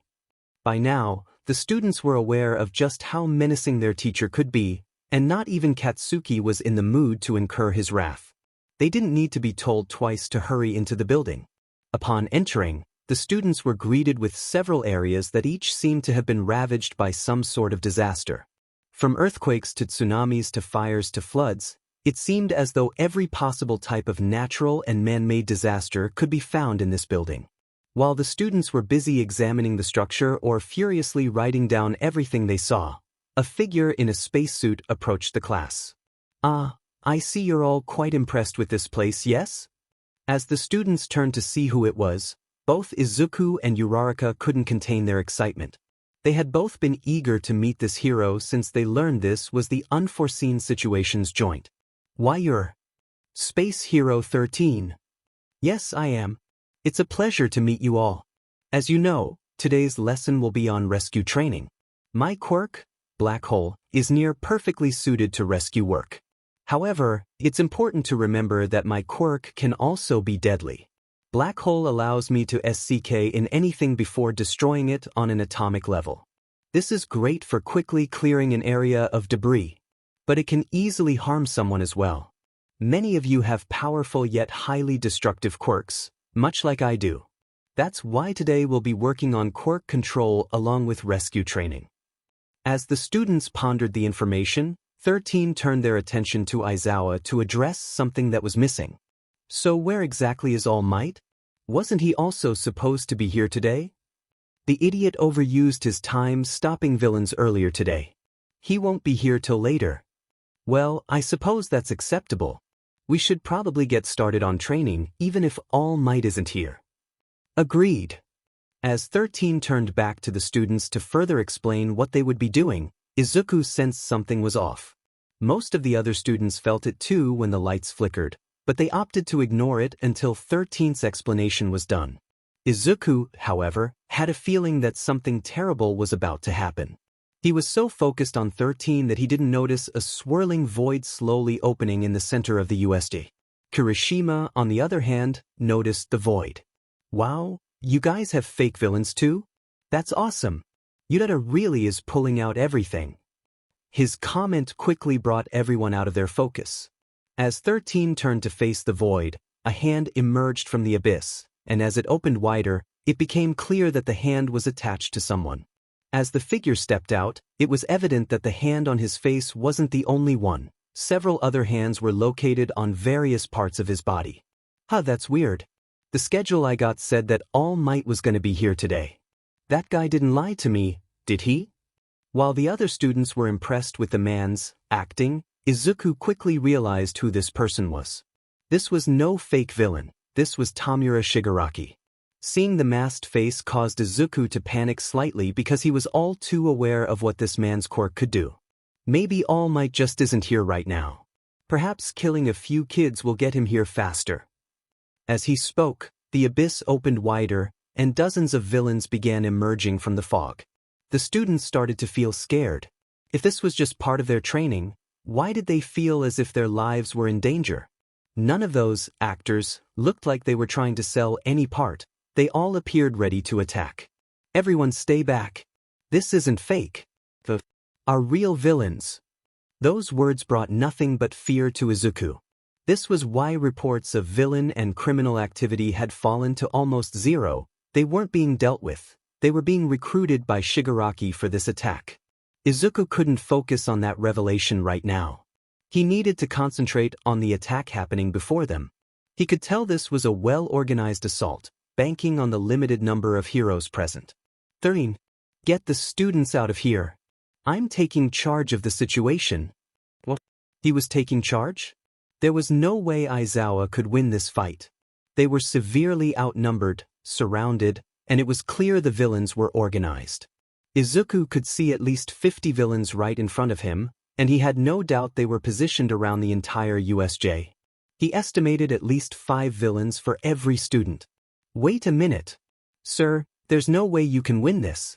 Your quirk isn't suited to taking on large groups. It's more adapted to short one-on-one fights. You can't be a pro if you're just a one-trick pony, Midoriya.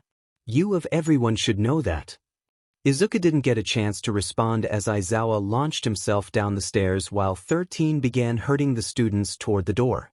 Of course, he was scared of what would happen to his teacher. But Izuku was far from stupid. Aizawa was a pro hero with a quirk that could only erase someone else's quirk if he had them in his eyesight. Other than that, he was practically quirkless. Come on, kids. We need to hurry and get you out of here. As the students got closer to the exit, Aizawa had already taken out a group of villains with ranged quirks by erasing their abilities before knocking them out. After landing at the foot of the stairway, he found himself surrounded by a multitude of villains armed with weapons and melee-oriented quirks. These villains like you are only dangerous if I let you get close to me. And I've taken measures to make sure that never happens. At that moment, several of the surrounding villains lunged toward Aizawa, attempting to overpower him. Those attempts were quickly thwarted as Aizawa used his scarf as a weapon to restrain and capture the villains, sending them flying toward their comrades. Meanwhile, Shigaraki was observing Aizawa and had already deduced his weakness. Every time Aizawa looked away, the villains regained their quirks. If Shigaraki could stay out of Aizawa's sight, he would be able to use his quirk without any risk. Kurogiri, you know what to do. On it. With that, Kurogiri teleported in front of the students, blocking their path. Aizawa was left speechless, realizing Kurogiri had a teleportation quirk. In the blink of an eye. I'll have to take care of him as soon as possible. The students were so close to freedom. The door was right there. They just had to reach it before anyone could stop them. However, Kurogiri's warping quirk made that nearly impossible as he stood in front of the retreating students. Apologies for intruding in the home of some of the most powerful heroes of all time. But we've come here with the intention of seeing the symbol of peace as he takes his last breath. This isn't good. We won't be able to escape if this guy isn't taken care of. So you really think you can kill All Might, huh? You must be more foolish than you look. Katsuki, ever confident, pushed to the front of the group and insulted the man made of mist. Without giving him time to respond, he launched himself at Kurogiri. Kirishima quickly followed, intending to tackle the man down. Neither of them expected to be swallowed by mist before disappearing. Bakugo! Kirishima! What have you done to them? It seems I've underestimated you all. Despite being students, you're still among the best. But that overconfidence can be your downfall. As for what I did to those two, I simply sent them somewhere else to be someone else's problem. My goal is to separate you all to make it easier for us. You won't get the chance to do that. Black hole. As 13 activated their quirk, Izuku realized that if Kurogiri could create wormholes anywhere, he could redirect 13's quirk back at them. Unfortunately, 13 wouldn't know that, being primarily a rescue hero. 13 wait. That's what he wants you to do. But it was too late. Kurogiri opened a warp gate behind 13, causing their quirk to hit them instead. After a few seconds, 13 managed to turn off their quirk, but the damage was enough to make them faint. A valiant effort, though ultimately wasted. I suppose heroes yelling out the names of their attacks is just another thing All Might has inspired. Now it's time to separate all of you. Izuku could only watch as many of his classmates were swallowed by black voids and teleported to various points throughout the USJ. The only ones to avoid being teleported were Ida, who was fast enough to evade every attempt, Uraraka, who made herself float, Izuku, who stayed focused enough to anticipate where the gates would open, and Hagakure, who remained invisible. Yaoyorozu sidestepped every portal meant for her, and Jiraiya picked up on minute changes around her that signified portal locations. They ended up split into smaller groups near the entrance, with Izuku, Ida, and Uraraka being the closest. After a brief discussion and some convincing, Izuku and Uraraka managed to get Ida to agree to leave and get help as quickly as possible. While Ida prepared to dash for the door, Izuku and Uraraka left their cover to distract Kurogiri.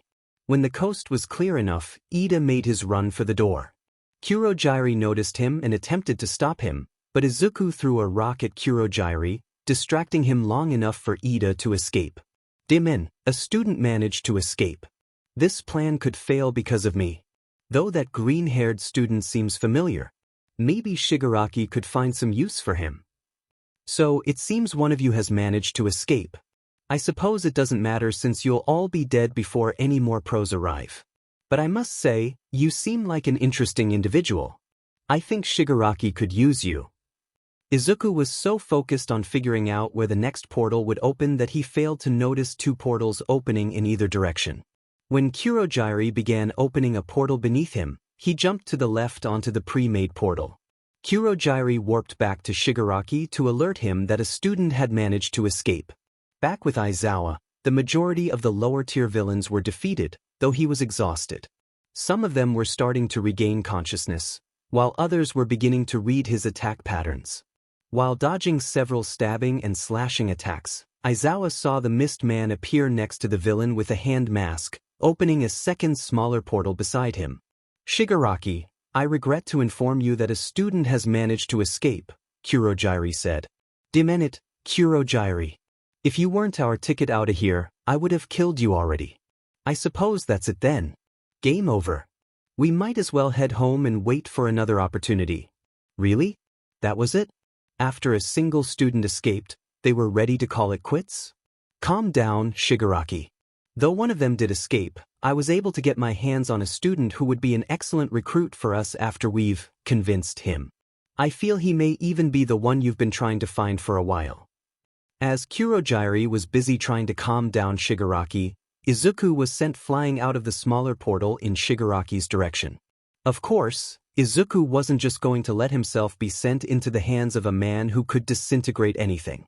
As soon as he saw something he could grip, he grabbed it and didn't let go until he stopped moving. He knew his skin was torn on his hands and probably bleeding, but that wasn't his concern. Once he stopped, he got himself up and ran back to the foot of the stairs. HM. It seems our friend over there doesn't like being near us, Kurogiri. Maybe a bit more persuasion will get him to change his mind. Kurogiri, get the Nomu. Get the Nomu? What was a Nomu? What use would another villain serve to persuade Izuku? He knew that Aizawa wouldn't let anyone near him, so how could whatever Nomu was persuade him? Of course, Shigaraki. As Izuku was busy trying to figure out what Nomu was, Aizawa had taken down all the low-tier villains near him. Now he only needed to take out the two he had figured out to be Shigaraki and Kurogiri. All of your cannon fodder has been taken down by myself or my students.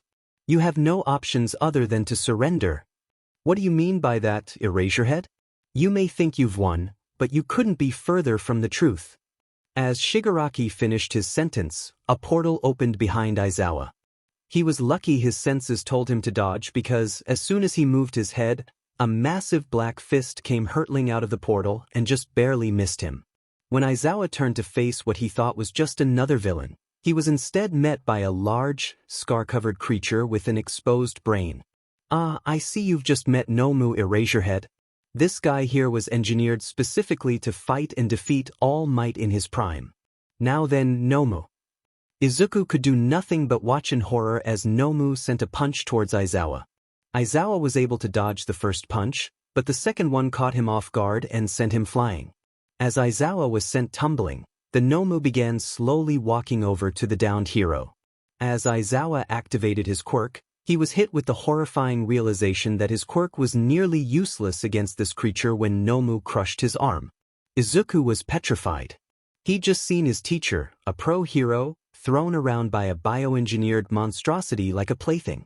He was so focused on trying to figure out a way to help his teacher that he failed to notice Shigaraki walking closer to him. Now that he's out of the way, we can have a chat. Don't you agree that now would be a great time, Deku?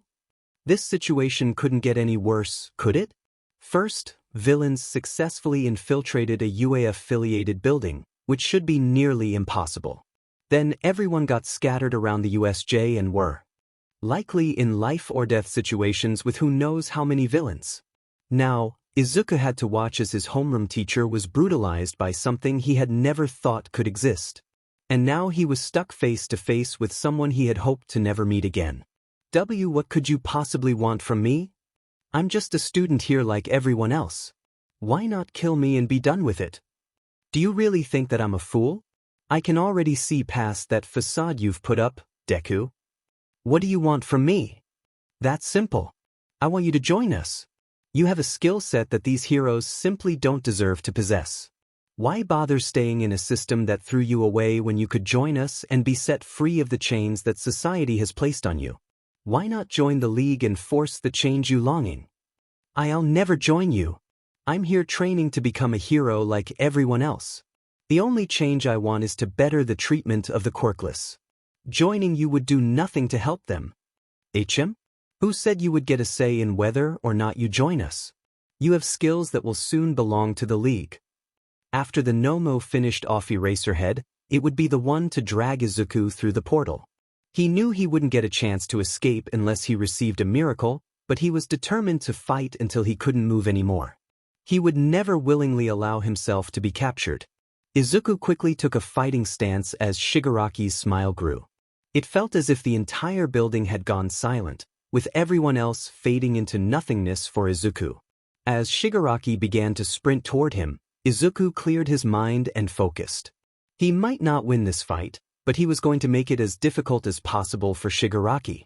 Shigaraki made a quick swipe at Izuku's leg, but Izuku sidestepped the attack and used his momentum to deliver a powerful punch to Shigaraki's back. Against anyone else, Izuku might have held back, but he knew he could end Shigaraki with a single hit. While Katsuki had endured a weakened beating during battle training, Shigaraki faced the full force of Izuku's strikes. When Izuku's fist connected, Shigaraki was sent crashing to the floor, the impact cracking the ground beneath him. Izuku quickly jumped back to avoid a counterattack. Shigaraki stood up, filled with rage, but Izuku was already in motion. As Shigaraki prepared to dodge a punch, he was caught off guard when Izuku changed his approach, stopping just out of reach to deliver a flash kick that sent Shigaraki flying upward. Izuku seized the opportunity to retreat, hoping to avoid further confrontation. However, as Shigaraki fell, he called for the Nomu, which leaped into Izuku's path and threw a punch. Izuku barely avoided the attack, tripping under the Nomu's fist and rolling into the stairway. Dazed, he looked up just in time to see the Nomu's arm coming toward him. Time seemed to slow as he accepted his fate, memories flashing before his eyes. Todoroki, a flying door, Katsuki's horrified face. Is this it? I'm so sorry, Mom. I guess my dream dies here. But at least I made it to UA. Maybe I can inspire other Quirkless to try. Detroit. Smaz. In that moment, everything seemed to stretch out, though it was only a few seconds. The Nomu froze, its fist stopping inches from Izuku's head. He saw the door hit its mark, sending a lesser villain flying. A blur sped past him, knocking out any remaining villains and picking up the injured Aizawa. Izuku could have sworn he heard Aizawa say something, but he was too focused on the blur, which he quickly recognized as the symbol of peace, the number one hero, All Might. Izuku didn't have time to feel anger toward All Might, as he was swiftly moved to the top of the stairs. He faintly heard Aizawa mention that the Nomu was at least as strong as All Might himself, but he paid it no mind as he jumped down the stairs, heading straight for Shigaraki. However, Shigaraki anticipated this move and called for the Nomu, which absorbed the blow. The Nomu attempted to grab All Might, but he dodged and prepared for a second strike. That blow was also absorbed by the Nomu. All Might could only think about how it didn't even flinch from his attacks. Aizawa had passed out by this time, and Izuku had recovered enough to slowly make his way down the stairs. All Might was still busy trying to take out the Nomu and couldn't see as Izuku moved closer to the battle, searching for any possible weakness he could exploit. Thankfully, he didn't have to do much since Shigaraki was more than happy to reveal why the Nomu wasn't taking any damage. Your hits aren't doing any damage because Nomu here has shock absorption, All Might. No matter what you do, you won't be able to defeat him unless you slowly rip him apart cell by cell. Of course, it's not guaranteed that he'd ever let you do that. All Might quickly acted on this information. Thanks for telling me how to beat him. All I have to do is wear him down, then it's on to you. He swiftly got behind the Nomu and suplexed it into the ground, creating a large cloud of dust that obscured the area. While the rest of the students celebrated what they thought was All Might's sure victory, Izuku and Katsuki were thinking differently. They both knew All Might's time limit and that he had been doing hero work before the day started. They realized he had probably exhausted his timer and was currently overusing it to keep them safe. As the dust cleared, the class was met with an unexpected sight.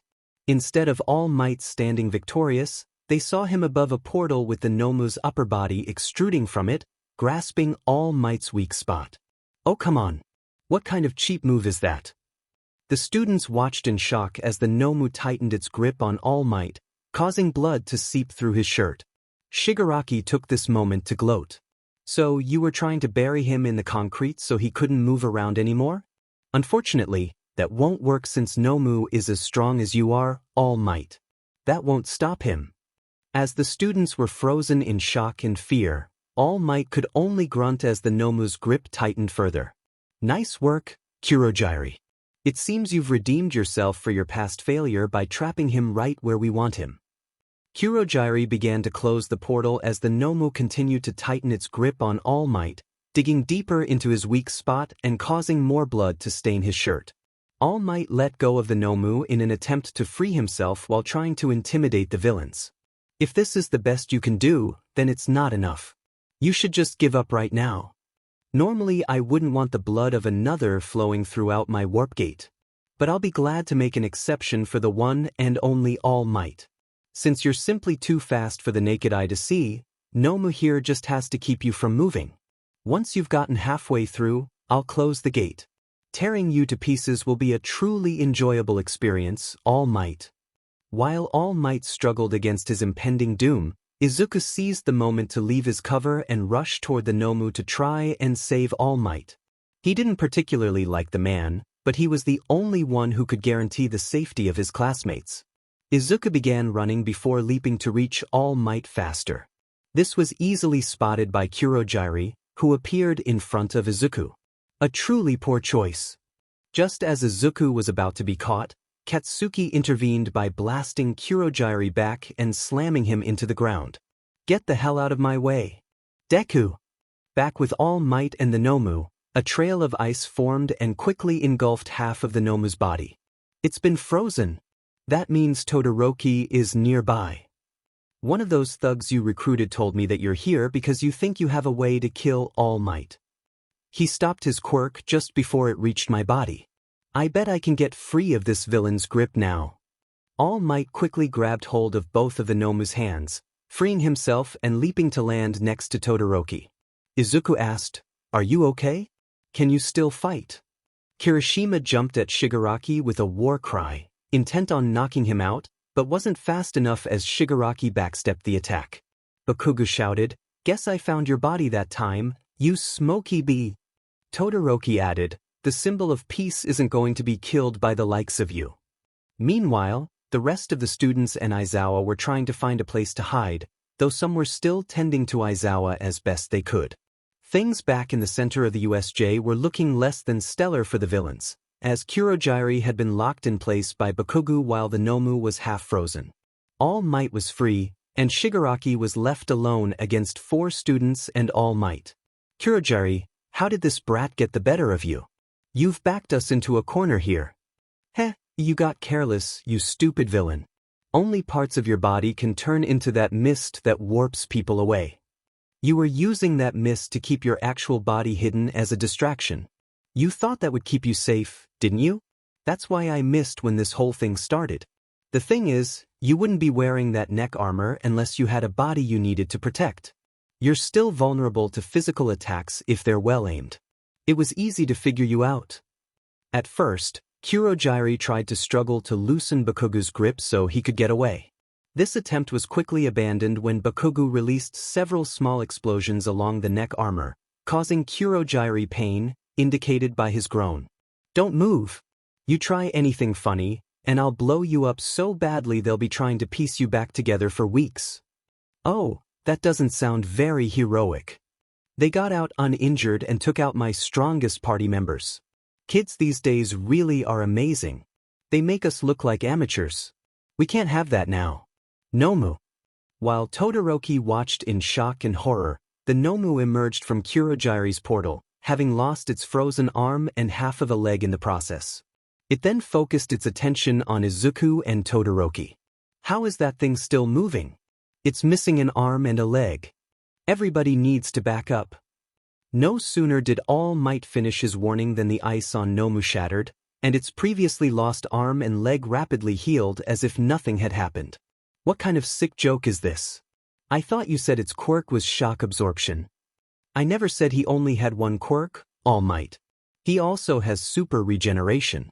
Nomu was made specifically to take you on at 100% of your power. He's basically a highly efficient and nearly indestructible punching bag that hits back just as hard as you hit it." While everyone was getting ready for battle, Shigaraki claimed that the first thing to do would be to free Kurogiri. They were initially shocked by such a bold statement since Kurogiri was in no position to escape. "Get him, Nomu."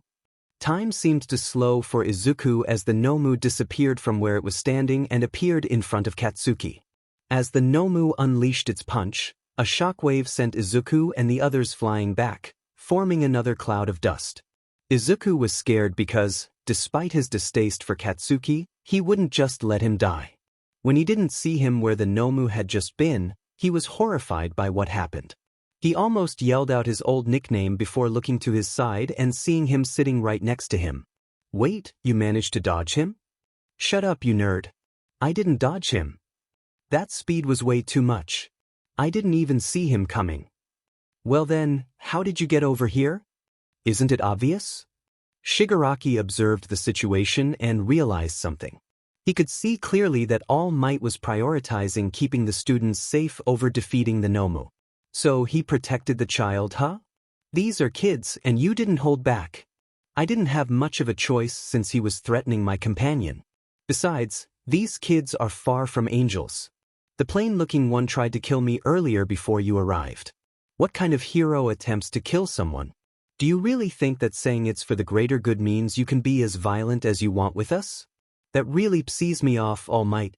Why do we decide that some violent acts are heroic while others are villainous?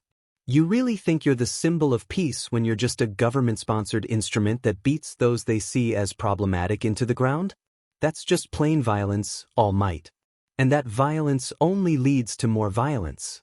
I'm going to make sure the world understands that when you're gone, you're nothing more than a lunatic. Just a criminal trying to make your actions sound noble while hurting others. You should just admit that you do this because you enjoy it. We've got them outnumbered. Yeah. And Katsuki found the mist guy's weakness. These guys may act tough, but we can take them down with All Might's help now. Let's do this. Don't attack. You all need to get out of here. You would have been cut in half earlier if it weren't for me, All Might. You need our help right now. I thank you for the assistance earlier, but this time is different. It's going to be okay, so just sit back and watch a pro at work. But you're too hurt and bleeding. No doubt you're being worn down, All Might. Nomu, Kurogiri, kill him. I'll deal with the brats. I only have about a minute left in this form. My power is declining faster than I initially thought. Let's clear this level and go home. Shigaraki made the first move, quickly attempting to eliminate Bakugo, Todoroki, and Kirishima to capture Izuku more easily. Even so, I have to stop them here and now. Heads up, we're fighting after all. All Might quickly adopted his signature smile to reassure everyone. Because I am the world symbol of peace and justice. Shigaraki's charge was quickly halted when All Might made his move and launched himself toward Nomu. The Nomu's fists met in the middle, creating a shockwave that sent the students flying backward and Shigaraki reeling. He managed to flip in midair and land on his feet. Weren't you listening, All Might? One of his quirks is shock absorption. Yeah, and what about it? All Might retorted as he clashed with the Nomu. The shockwaves intensified, forcing Izuku to dig his feet into the concrete to avoid being blown away. He's really going to fight that thing head-on? One student exclaimed. Geez. They're way too fast. Shigaraki, I can't get near them, another cried out. As All Might and the Nomu exchanged blows at an increasing speed, All Might recalled Shigaraki's earlier words about the Nomu's quirk. He said your quirk is shock absorption, not nullification. That means you have a limit to how much you can take, right? With each hit, the Nomu visibly struggled to withstand All Might's power. Despite landing a strong punch on All Might's weak spot that staggered him momentarily, it was not enough to take him down. So you were made to fight me, big guy? If you really can withstand me at 100%, I'll just have to go beyond 100% and force you to surrender. The intensity of their exchange grew. While the Nomu struck wildly, All Might focused his hits on specific locations to weaken the Nomu's shock absorption. He's going at 100% and more. Even though he's injured and almost out of time, each punch is targeted and powerful. All Might unleashed a powerful punch that sent the Nomu flying backward. Shigaraki's worry deepened as he observed the battle. All Might quickly followed the Nomu, determined to maintain his advantage. A real hero will always find a way for justice to be served. As he declared this, the Nomu nearly landed a devastating blow, but All Might dodged just in time. He kicked the Nomu back into the air before sending it crashing down to the ground. After the Nomu hit the ground, All Might stomped on its head, shattering the concrete and sending the Nomu flying again. Not relenting, All Might rushed the Nomu, grabbed it, and leaped into the air, spinning to gain momentum before throwing the Nomu down with enough force to destroy the concrete beneath them. As he landed, he cracked the ground further before standing tall. Now for a lesson. You may have heard these words before, but I'll teach you what they really mean. Go beyond. Plus, ultra. With that final punch, the Nomu's shock absorption was overwhelmed. The impact sent the Nomu flying at incredible speeds, crashing into one of the light fixtures along the USJ walls, which exploded upon impact. The Nomu soared out of the explosion and crashed through the roof of the USJ, parting the clouds above. The other students watched in amazement as the seemingly unbeatable Nomu was launched out of the USJ. It's like he nullified the shock absorption or something. Are we in a comic book right now? Does this mean he rushed him so fast he couldn't regenerate? Kirishima wondered. Todoroki reflected, so this is the top? While Katsuki remarked, is this the world of pros? Izuku felt a wave of relief and happiness wash over him. I really have gotten weaker, huh? In my prime, it would have only taken 5 punches. but today it took more than 300 mighty blows. He smiled, tears of joy streaming down his face for All Might's victory. Maybe All Might really is a hero after all. Meanwhile, things at UA had been hectic despite the new year. The media had trespassed, the USJ was attacked, and several students were injured. The League of Villains had come dangerously close to ending the life of the symbol of peace. Amidst all this, vigilantes had begun to emerge, inspired by Deku's influence. Flash, in particular, continued his work, refusing any attempts by the Commission to recruit him. It's been revealed that Flash's family has a completely different surname, which has kept them safe from harm. Flash sets up his own subreddit to detail and compile every known exploit he's committed. So far, his greatest achievement has been the destruction of a Yakuza group known as the Kanto single-handedly.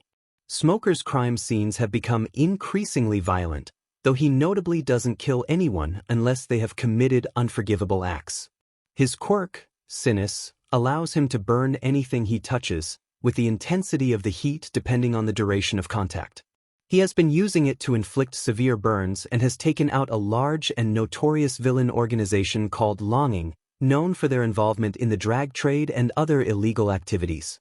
The main office of the higher-ups was almost completely destroyed, with any bodies reduced to red paste. Cutter has been revealed as female, with her quirk, Sharpness, allowing her to change the sharpness of her limbs to a level comparable to a tungsten needle. She has used this quirk to sever the limbs of her targets, with some being cut to ribbons. She has been spotted at the same scenes as Smoker, suggesting they may be working together. Her most notable achievement, dubbed the Exposure, involved revealing the hidden secrets of over 100 low and mid-ranked heroes, with varying degrees of injury inflicted upon them.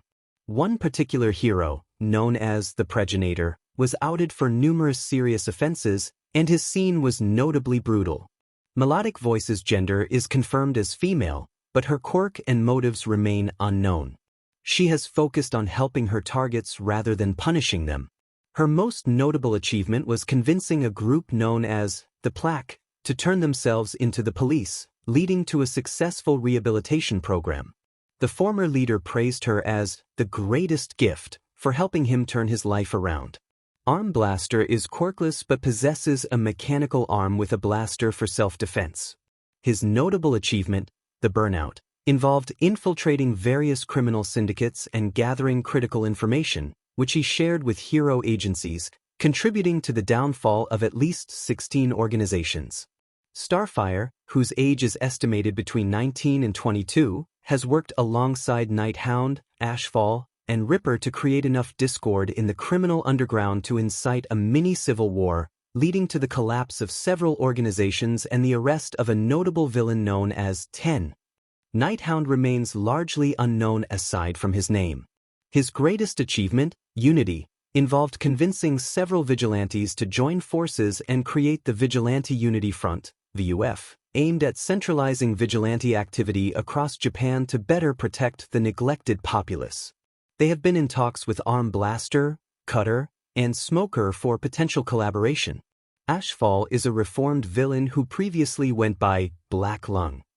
His identity was erased from records after his capture, and he is currently estimated to be 27 years old. Ripper's background is still largely a mystery, with little useful information available. However, it is believed that Ripper possesses a claw quirk and has been effective in stopping crimes, averaging 20 crimes halted per night and over 100 each week since debuting. Clairvoyance remains enigmatic, stating, "You'll not know my name. You'll not know my goals. All you'll know is that I strive for a world that sees in gray. The corruption your heroes hide will be revealed when I'm through. My allies and I will do what those you look up to refuse to do. While they bask in the glory they claim they deserve, we'll be working in the shadows to expose the horrors they won't tell you. This is the beginning of a glorious revolution that you simply won't be able to stop." Moments later, a mass attack on the Hero Commission temporarily broke through its defenses, broadcasting information about hidden crimes committed by heroes and the Commission to thousands. Though the break only lasted for about 10 minutes, the damage was severe. Hundreds of heroes were tarnished in seconds. Trust in the Commission was damaged, and faith in heroes was slashed in half. Izuku had been thinking a lot about his situation lately. With the students given a day off to recover while the staff discussed the incident, he didn't intend to spend this time idly. If he wasn't helping his mom, he was studying. If he wasn't studying, he was training. If he wasn't training, he was looking for something else to do. He had already planned a patrol for when night fell, eager to make use of his free time. It's only 2 hours until night falls. I should have everything set: costume, determination to save others, and a lack of self-preservation?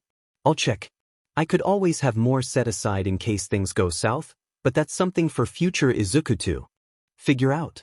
Right now, I need to train. As the hours slowly ticked by, Izuku occupied himself with training. He worked on martial arts, free running, and meditated at intervals. He experimented with combining styles and mixing different types of attacks. Most importantly, he gauged his current strength. He knew it was somewhat unnatural. No quirkless person had ever matched the strength of a mid-tier strength enhancer. He needed a solid metric to measure himself against, but his original idea of comparing himself to heroes like All Might or Maruko was quickly abandoned. Now was the time to experiment. His training and tinkering had resulted in a sizable supply of scrap parts, particularly discarded wood. Normally, he would use it to test the power of his strikes, but now he had a different idea. He lined up 10 pieces of wood in groups of 2. The first group had 2 planks stacked, the second had 4, and the third had 6. As Izuku stepped up to the first line, he cleared his mind and focused. He envisioned only himself and his target. As he took a step forward, he prepared for his strike. When his foot made contact with the ground, he sent his fist flying toward the planks.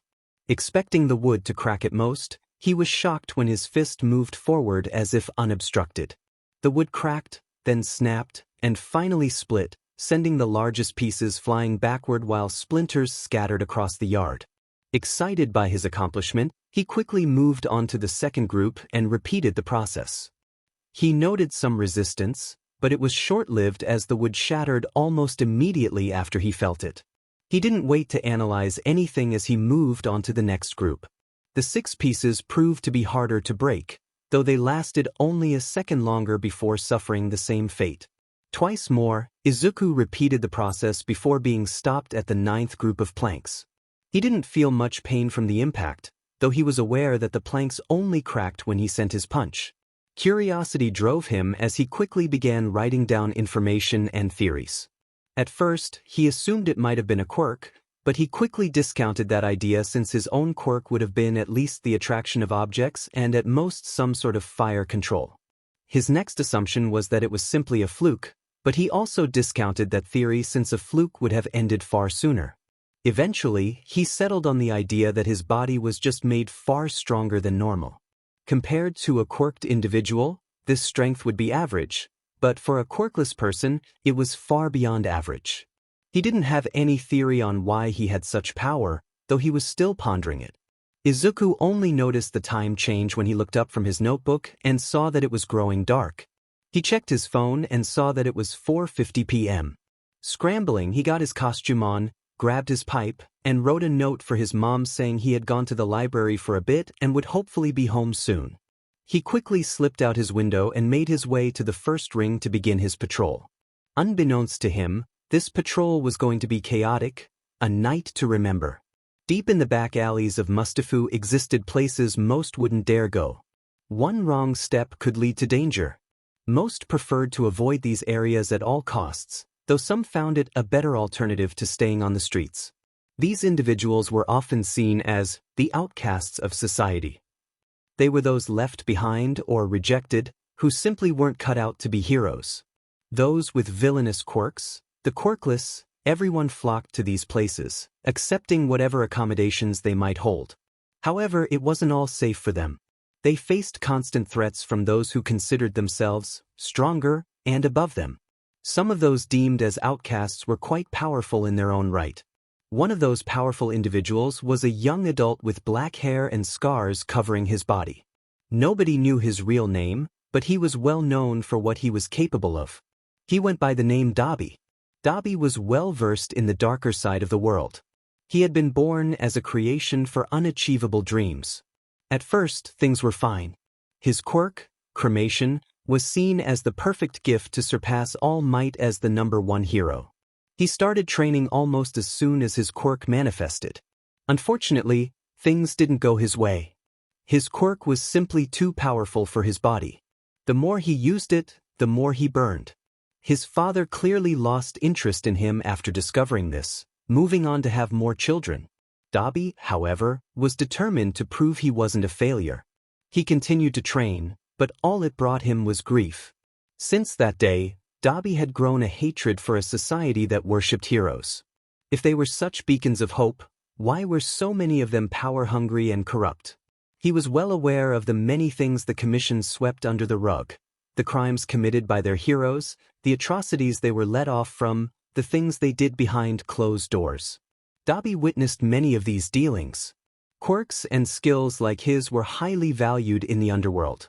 The power he could hold was truly great, but he didn't want power like that. Instead, he sought a different kind of power, not influence or control, but the power to change. He wanted to change society for the better. He had seen what the less fortunate had to endure and what the powerful would do without remorse. He had seen too much. Yet, he was intrigued by two specific individuals, seeing them as the most likely to inspire change. The first was the hero killer Stain, a man who moved from city to city, targeting what he saw as corrupt heroes. His pattern was too sophisticated to be random killings. The heroes he killed were well known in the underworld for less than heroic actions. Figures like Red Gauntlet, who was a rising star in the light but a greedy liar thriving off the vulnerability of others in the dark. Dark Owl was one of his first victims. Originally a hero expected to rise to the #1 role due to his effectiveness.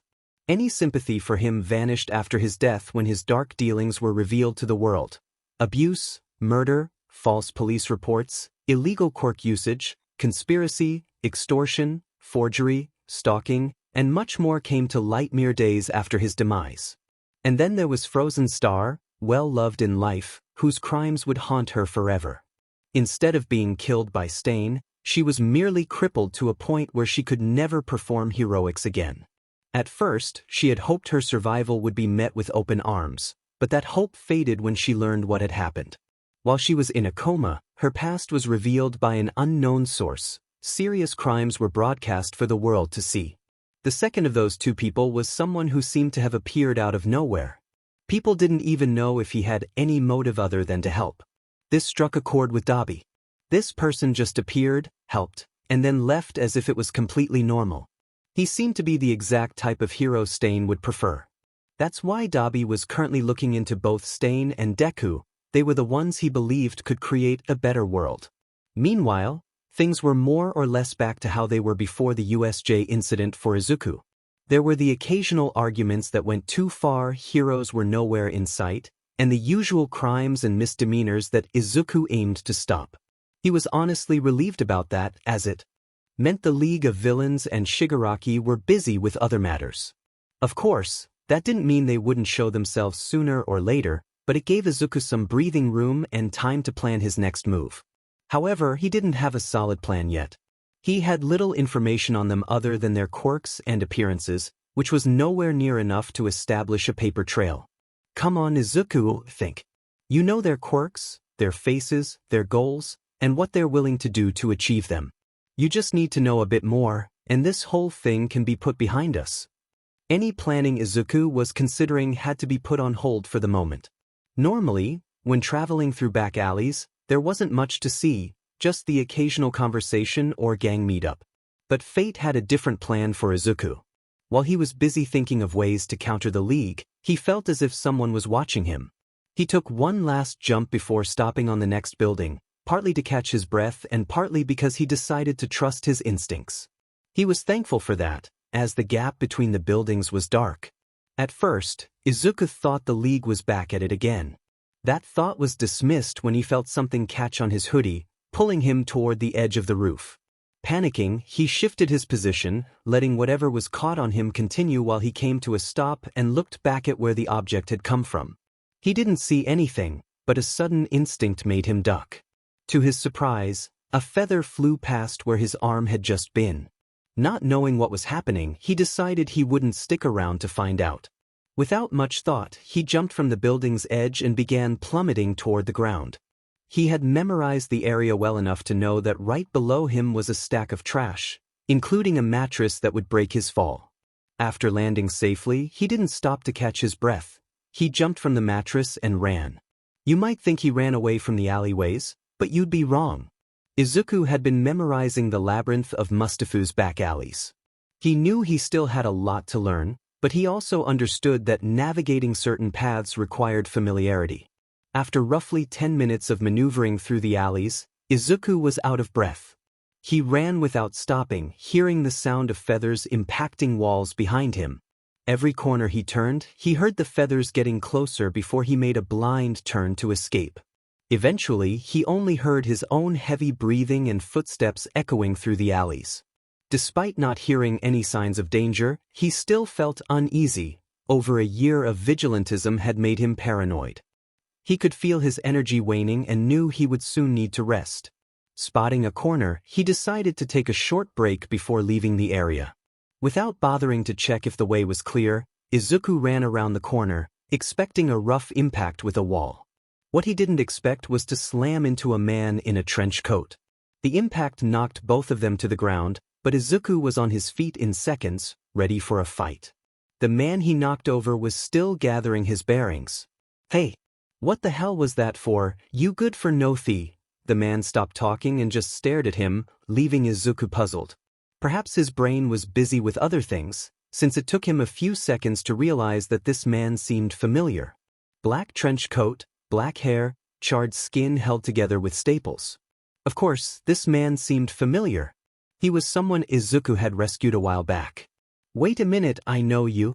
I got involved in a disagreement you were part of a while ago." "Yeah, and the only person who would know that would be the victim or the guy that saved me. If you were the victim, you'd have attacked me by now. That means you're the guy that saved me then. That means that you're Deku." "Why yeah, I guess I am." Though Izuku wanted to end this conversation quickly to return to the safety of his home, the stranger seemed eager to talk and had plenty to say. Eventually, the man was able to ask the question he'd wanted to ask for so long. "Why do you do this?" "Pardon? Like, why do you do this? Why go around at night to help when you could be doing anything else? It just doesn't make much sense to me." Izuku was confused by that question. He had never really thought about why he did this, other than to try his best to help people. But it turned out that was all the reason he needed. "Why do I do this? To help people, I suppose. But isn't it supposed to be the hero's job to do that? It is supposed to be the hero's job, but look at what they actually do. They only care about fame and money. They only help during the day and in front of the cameras. They cause more destruction than they prevent most of the time and don't actually try to help the villains they capture. They just beat them up and throw them in jail. I don't want to be someone like that. I just want to help as many people as I can, since that's what I think a real hero would do." While Dabi pondered what Izuku had said, Izuku took the opportunity to exit the area and begin his trek to the next ring. He had originally intended to leave after nearly being captured but decided against it after his short chat with the stranger. As Izuku left, Dabi decided he too would follow in Izuku's footsteps and be what he saw as a true hero. This was truly a night to remember for both Deku and Dabi. It had been a week since the USJ incident. A week since Izuku saw his teacher's willingness to sacrifice his life to keep his students safe. A week since his conversation with Dabi. It had been a long week for Izuku. Today was Monday, the start of a new week and a new day at school. Izuku had gotten plenty of sleep since his only patrol was the one where he'd first met Dabi. Other than training and school, he was doing online college-level classes to pass the time. He had been resting. He had a feeling that today was going to be eventful. As Izuku opened the door to Class 1A, he was met with Ida and Uraraka rushing over to him as soon as they saw him. He noticed Katsuki glaring at him but paid him no mind as he focused on talking with his friends. This went on for roughly 2 minutes before everyone took their seats and waited for the day to begin. It took about 10 minutes for everyone to enter the room, and they were just waiting for who they assumed would be a substitute teacher since they expected Aizawa to still be in the hospital. What they didn't expect was to see Aizawa walking in and taking his usual seat. "Huh? Sensei." Shouldn't you still be resting?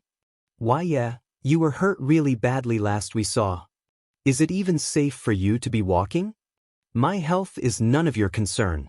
Besides, your challenge isn't over yet. You've still got more to go. No. Don't tell me. More villains. The students didn't like that thought much. They had barely survived their last encounter and were less than happy knowing they might have to go through it again. Not villains, Kirishima. It's something even worse. The UA Sports Festival starts in a few days.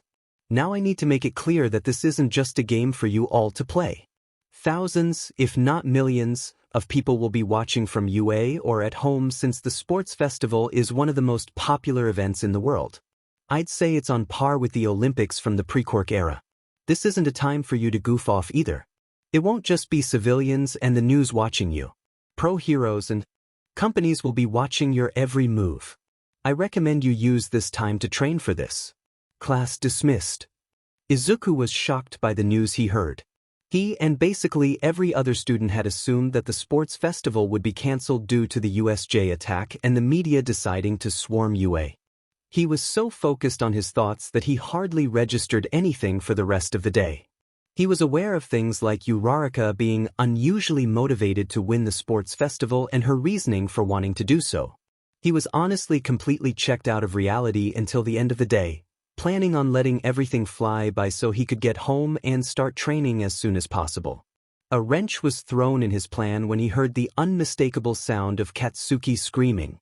Initially, he assumed it was just Katsuki being angry at a classmate, but this was proven false when he heard Kirishima and several others clambering towards the door. He got up and went to the door to join them, feeling a bit miffed at what he saw. What the dash? Is the entire school here right now? What are they even doing? He exclaimed. They're getting in my way. Move it, extras, or I'll blast you sky high. Katsuki shouted. Wow. Calm down, Bakugo. Kirishima replied. Isn't it obvious what they're doing, Katsuki? Everyone's heard about the USJ incident already, and they all know that every headline is UA's Class 1A fights off villain attack. They're here to scope out the competition and see if we really mean anything. Izuku wished this day could end differently. He longed to go home, see his mom, and begin training. But things never seemed to go right for him. It seemed that revealing why everyone was crowding around Class 1A caused a bit of a ruckus, as students in the hallway began hurling insults at the class. The most vocal in their anger was Class 1B. It had been clear from day one that Class 1A had an unusually high number of powerhouses, from a girl who could create anything to a boy who could fire explosives from his hands. Class 1B, on the other hand, had quirks that were less flashy but far more versatile. Izuku understood why they might be frustrated that any accomplishments they made would be overshadowed by Class 1A, but he didn't think that justified their behavior. As he was lost in thought, Minoma's voice cut through the noise, catching him off guard and making him a bit angry. Typical Class 1, thinking they're better than us just because they survived a villain attack. You couldn't even do it without your teachers being hurt. If it were 1B, we would have done far better by defeating the villains without all might and keeping our teachers safe. The silence that followed was quickly interrupted when Izuku grabbed Minoma by the collar and lifted him up. At first, he assumed it was Katsuki, but a glance into Izuku's piercing green eyes proved him wrong. You don't know what it was like there. You don't know how terrifying it was to be on the verge of death. You sure as hell don't know what it felt like seeing our teacher being treated like a rag doll. And you sure as hell wouldn't have done better. Normally, Izuku would have set him down gently, but he wasn't in the mood anymore. Instead of letting him land on his feet, he threw him backwards into an area where the crowd was thin. Everyone stood in silence, watching as Izuku seemingly returned to normal before walking out of the room. The crowd dispersed soon after, leaving a very upset Izuku and an uncharacteristically scared Minoma. The first event of the sports festival will be hide and seek, the announcer declared. So my options are Ida, Tsu, and Katsuki? Looks like a suicide mission to me, Izuku thought. I don't give a DMN about your father, Todoroki. That power belongs to you and you alone. After either the first 20 students are found or 10 minutes have passed, the students will have 10 minutes to reach the exit gate to win. They can do almost anything to succeed, including revealing the location of other students. Meanwhile, the teachers will only be able to use their quirks with heavy limitations. A student being found doesn't mean they're out. A teacher or villain bot must drag them to a predetermined holding area to eliminate them. Each surviving student will be assigned 2 to 5 targets based on their disadvantage against them. To win, a student must take out at least one of their targets. The game lasts for an hour, and every 10 minutes, the environment will change. To eliminate a target, a student must either knock them out or restrain them. Each student will also be a target for one of their assigned targets. For example, Bakugo will attempt to take out Izuku for 50 minutes of the hour-long event. After taking out a target, students have 3 minutes to reach an exit point, otherwise, their effort won't count and they'll need to hunt again. If they fail to reach an exit point for every target, they can either accept the loss or challenge a teacher for a chance to win. This is it. The day we've all been training for. All of our training is finally going to pay off. The media is watching. Heroes are watching. The country is watching. It's time for the sports festival. This day has been long in the making, with everyone in the school preparing in their own ways. Bakugo has been aggressive and training with all might to better handle One for All. Thanks to that training, he can control 8% of One for All without issue and push up to 13% for short bursts of speed and power.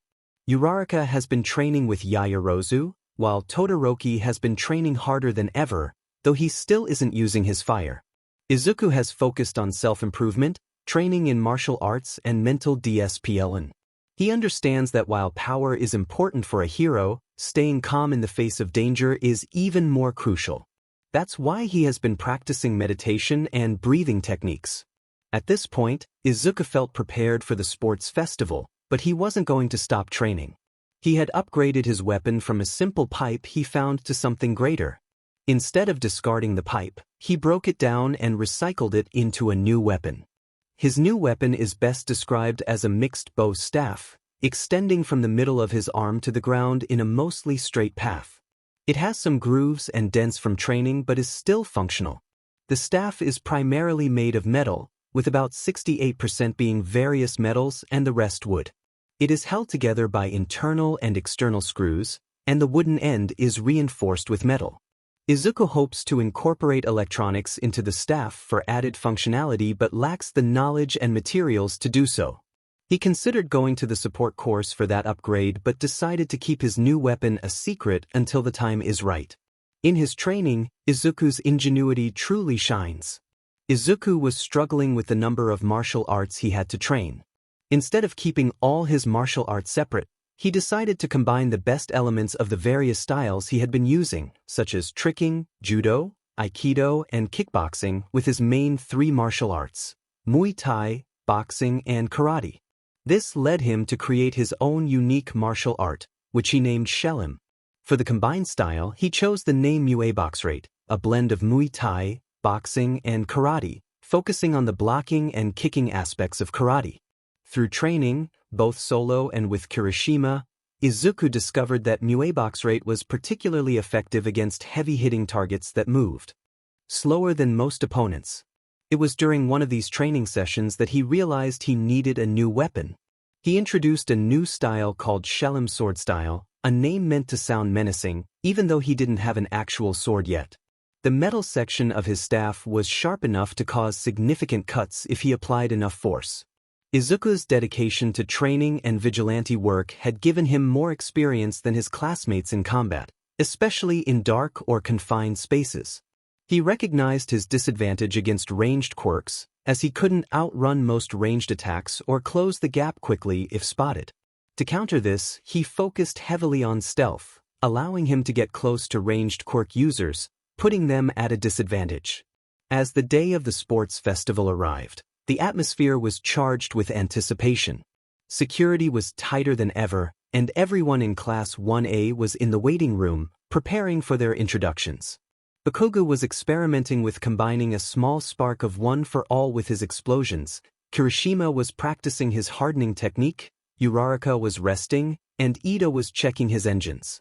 Izuku was making sure he had everything he needed: his bow staff, determination, and indomitable will. Everyone, are you ready?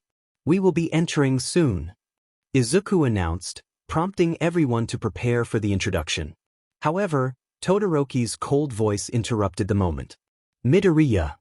The room fell silent, surprised that Todoroki was addressing Izuku. What is it? Izuku asked. Looking at things objectively, I think I'm stronger than you. Why yeah? But I've noticed that All Might seems to have his eye on both you and Bakugo, doesn't he? Waff. Even still, all three of us being compared results in me being the strongest. With All Might watching you too, I will defeat both of you. Consider this my formal declaration of war. The tension in the room thickened with Todoroki's words. Both Izuku and Bakugo knew Todoroki was strong, but they weren't going to let such a bold declaration go unanswered.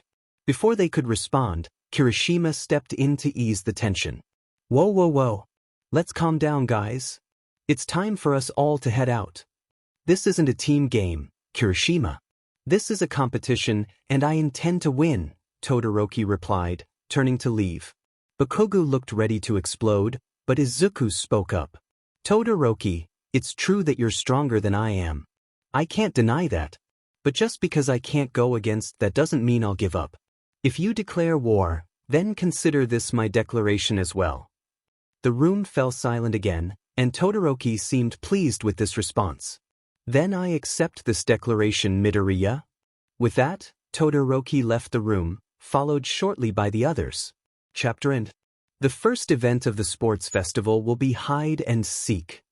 As the students walked out, they were met with the bright sunlight and the cheers of the crowd. Each student had their own thoughts about the upcoming events and how they would perform. However, 3 students shared similar thoughts: Izuku Midoriya, Shoto Todoroki, and Katsuki Bakugo. They all thought, I'm going to win this. Their thoughts were interrupted by the realization that Class 1B was missing.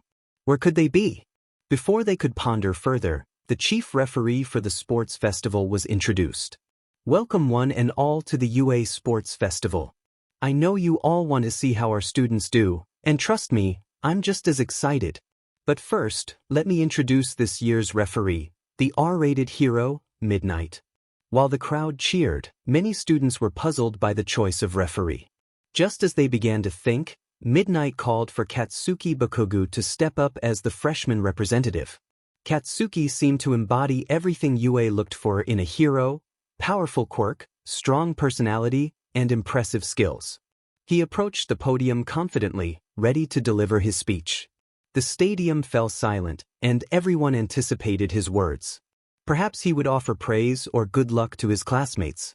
Instead, Katsuki declared, I just want to say, I'm gonna win this. He handed the mic back to Midnight and returned to his classmates, who were met with boos from the opposing classes and even the audience.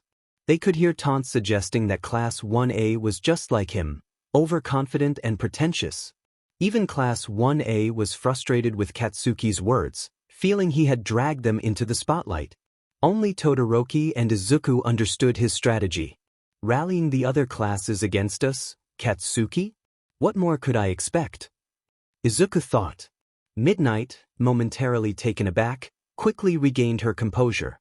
Well, that certainly wasn't what any of us expected, but let's move on.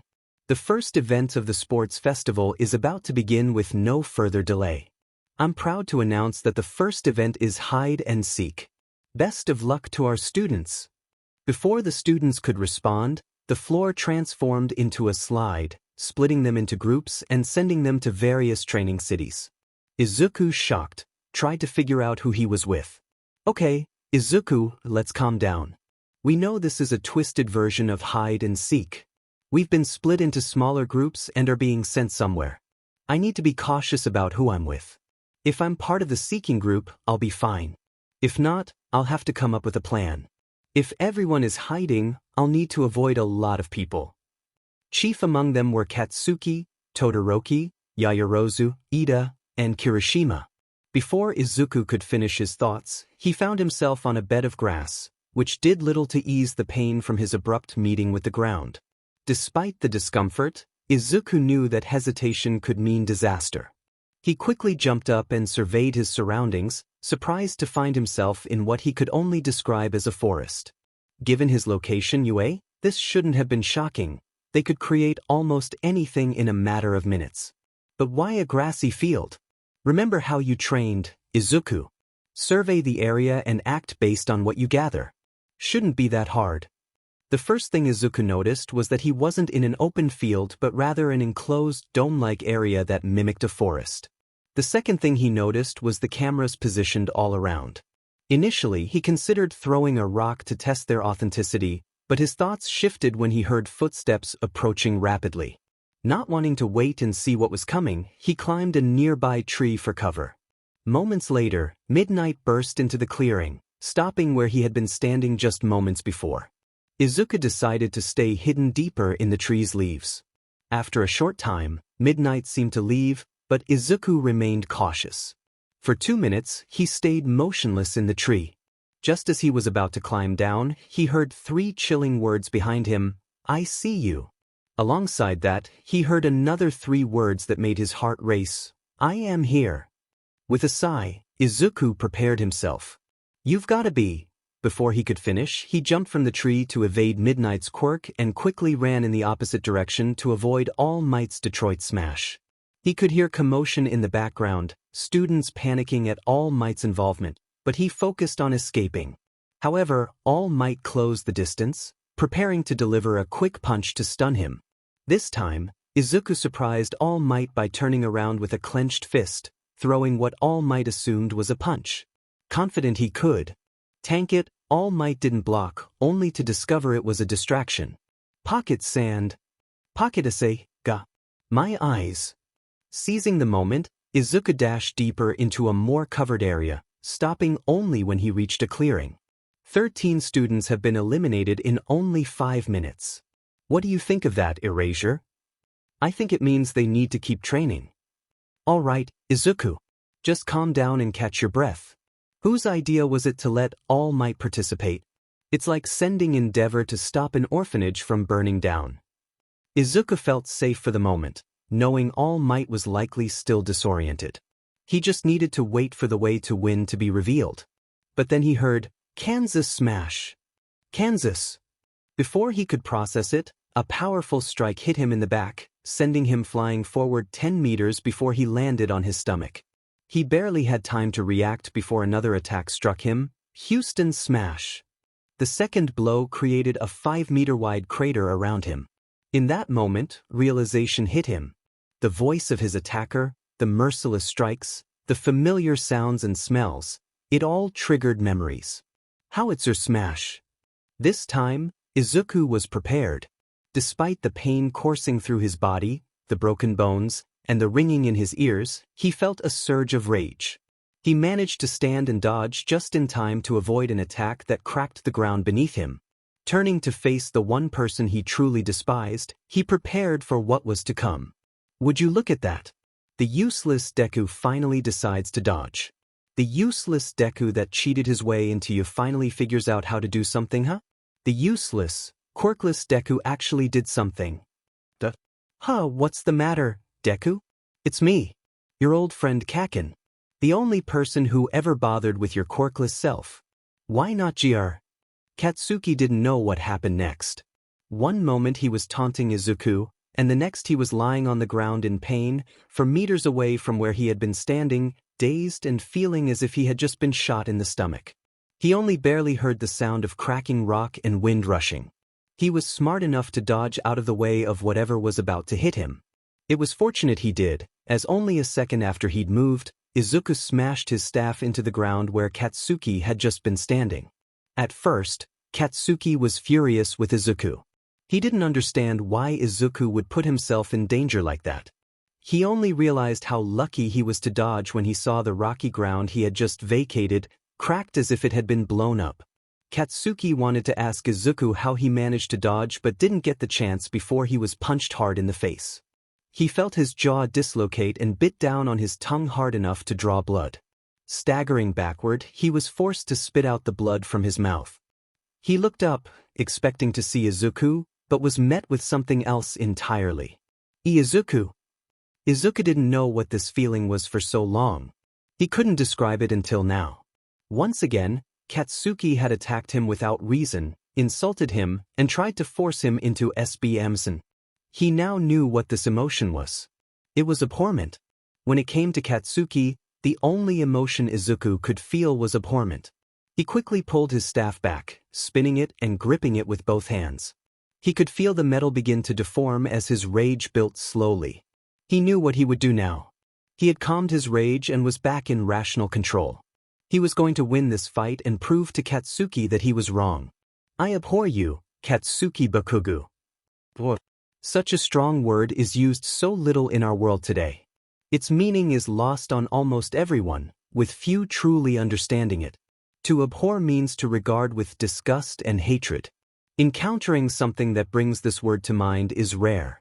However, some people are more than deserving of being called this. Katsuki Bakugo is one of those individuals who, unfortunately, embodies what Izuku abhors. 10 years, Katsuki. For 10 long years I wanted nothing but to be your friend. I didn't want to be better than you. I never wanted you to hate me. I only wanted to be your friend like we were before you got your quirk. And after all this time, you still think I want to be better than you. Well, I think I finally get it. I am better than you in one way that you can't stand. I was never so cruel and never wanted anyone to suffer. I always took in everyone else's pain with no reward because that's what a hero would do. You just hate that I was always better, don't you, Katsuki Bakugo? Bakugo didn't know what to think. He expected Izuku to crumble and surrender, to plead and beg, to simply give up. Instead, he faced something he couldn't even recognize. For the first time in his life, Katsuki Bakugo was scared. Yet he wouldn't give up. He was never one to accept being outmatched. Howitzer, Bakugo began, but he couldn't finish before Izuku struck him. He moved too quickly for any normal human. One moment he was standing still, and the next he was right in front of Bakugo, his staff planted firmly on Bakugo's right knee. Bakugo collapsed from the pain, and before he could process it, Izuku struck his shoulder with the same force. Then the other shoulder was hit, followed by his hands. Bakugo felt every break in the malice that accompanied it. This was no fight, it was a massacre, with Izuku as the perpetrator. Izuku raised his staff above his head, seemingly ready to unleash his final blow. Yet he hesitated. He knew that what he was doing would prove nothing, as this fight was far from fair. Instead of delivering a final strike, Izuku returned his staff to his side and grabbed Bakugo's shirt, dragging him along with him. You'll get yours soon, Katsuki. Just not now. Izuku had figured out the time limit and rough location they needed to reach to pass the first round. Within 2 minutes, both students succeeded where many had failed. It's a confusing concept that few can truly comprehend. It cannot be saved or pushed back. It simply comes as an unavoidable constant. Izuku understood that he would run out of time if he continued his fight against Bakugo. Because of this, he ended their confrontation and chose to ensure both of them passed the first round of the sports festival. He couldn't explain why he chose to bring Katsuki with him. Perhaps he felt an obligation to help, even if it was Katsuki. Maybe he wanted to ensure a challenge later on. Or perhaps he did it just to spite Katsuki. He still didn't know, and that was fine by him. Now, Izuku just needed to wait and think. The first event should be over soon. It's not like we were supposed to all make it through this one. It's a survival of the fittest situation. His thoughts were interrupted by the announcement that the first event of the sports festival had ended. Izuku focused on calming himself from his encounter with Katsuki and mentally noted what he could improve upon. The next event's rules were being established, and Izuku wasn't going to miss any possible advantages. Now, as you all may know, this year's sports festival has deviated quite heavily from past events. All I can truly say is that we have our reasons for doing this. With that out of the way, the next event will be Assassins. Each of our 42 remaining contenders will be given between 2 and 5 possible targets based on how much of a disadvantage they'll have against a target. To continue to the next round, a student must take out at least one of their possible targets. The students will have 3 hours to take out a target while the area will change in some way every 10 minutes. Students needed to either knock out or restrain their targets to succeed in the event. To increase the challenge, each student would also be a target for one of their own targets. For example, if Izuku aimed to take out Cementos, he could also be targeted by Cementos, motivating him to take Izuku out as well. After taking down a target, students had 3 minutes to reach one of 20 exit points. Failing to do so meant they had to take out another target. If they couldn't reach an exit point for every possible target, they could either accept defeat or challenge a staff member. Defeating the staff member would allow them to continue to the next round. The remaining students were quickly ushered into individual rooms where they received a list of targets. Some students were disappointed with their choices, while others, like Katsuki, were frustrated. One student, in particular, was concerned about his chances. So my options are Ida, Tsu, and Katsuki? Looks like a tough mission for me. Without delay, the students were scattered throughout a large area for the next event. When the signal was given, the event began, and Izuku braced himself for a challenging experience. Izuku's first 10 minutes were less than ideal. He started by searching for Azui, believing he had the best chance against her. However, his plan was interrupted by the unmistakable sound of explosions from Katsuki's quirk behind him. Izuku dodged just in time to avoid a series of blasts that destroyed the area where he had been standing. He knew that his chances of knocking out or restraining Katsuki were slim, and the longer he fought him, the more likely someone else would capture Azui. Don't you have anyone better to focus on, Katsuki? I'm sure you have 5 people on your list, and I was only put on it because I got lucky last round. Taking me out just means you'll face someone tougher like Ida, Kirishima, or Todoroki. Katsuki didn't respond and instead combined his quirk with explosions to increase his blast output. Izuku seized the opportunity to escape, but Katsuki was relentless in his pursuit. This back and forth continued for another 2.5 hours until Katsuki realized he was only hunting Izuku and another student. Despite his longing to keep chasing, Katsuki knew that Izuku would avoid confrontation, leading them both to defeat. Izuku felt a mix of relief and dread. He had escaped but only had 20 minutes left to take out Azui. He knew he needed to act quickly and decisively. Fortunately, after 15 minutes of searching, Izuku found Azui. She was preoccupied with trying to find a clue about an exit, which gave Izuku the perfect opportunity. He quickly approached her, deciding to act on instinct rather than overthink his plan. I'm sorry, Tsu. I hope we can still be friends after this. With that thought, he moved in silently and managed to knock her out with a well-placed hit. It felt surprisingly easy, but he didn't dwell on it. Izuku picked up Azui and made his way toward a nearby exit. His careful observation of the area had paid off. With 4 minutes remaining, Izuku became the 12th student to clear the event, while Katsuki placed 8th due to his prolonged chase. Izuku felt content. He had done his best and made it this far. When the announcements for the final round were made, many were shocked at how a quirkless student had surpassed so many with quirks. Some suspected cheating or favoritism, while others wondered if he had a hidden quirk. Regardless, Izuku had made it, and despite the skepticism, a few people were proud of him. Mitsuki and Masaru beamed with pride. Their son was proving that you didn't need a quirk to succeed. All Might felt a swell of pride too, knowing Izuku was on his way to becoming a great hero. Ochako and Ida were inspired by their friend's determination, recognizing how far he had come despite the odds stacked against him. The new generation of vigilantes, inspired by a mysterious figure, felt a sense of pride.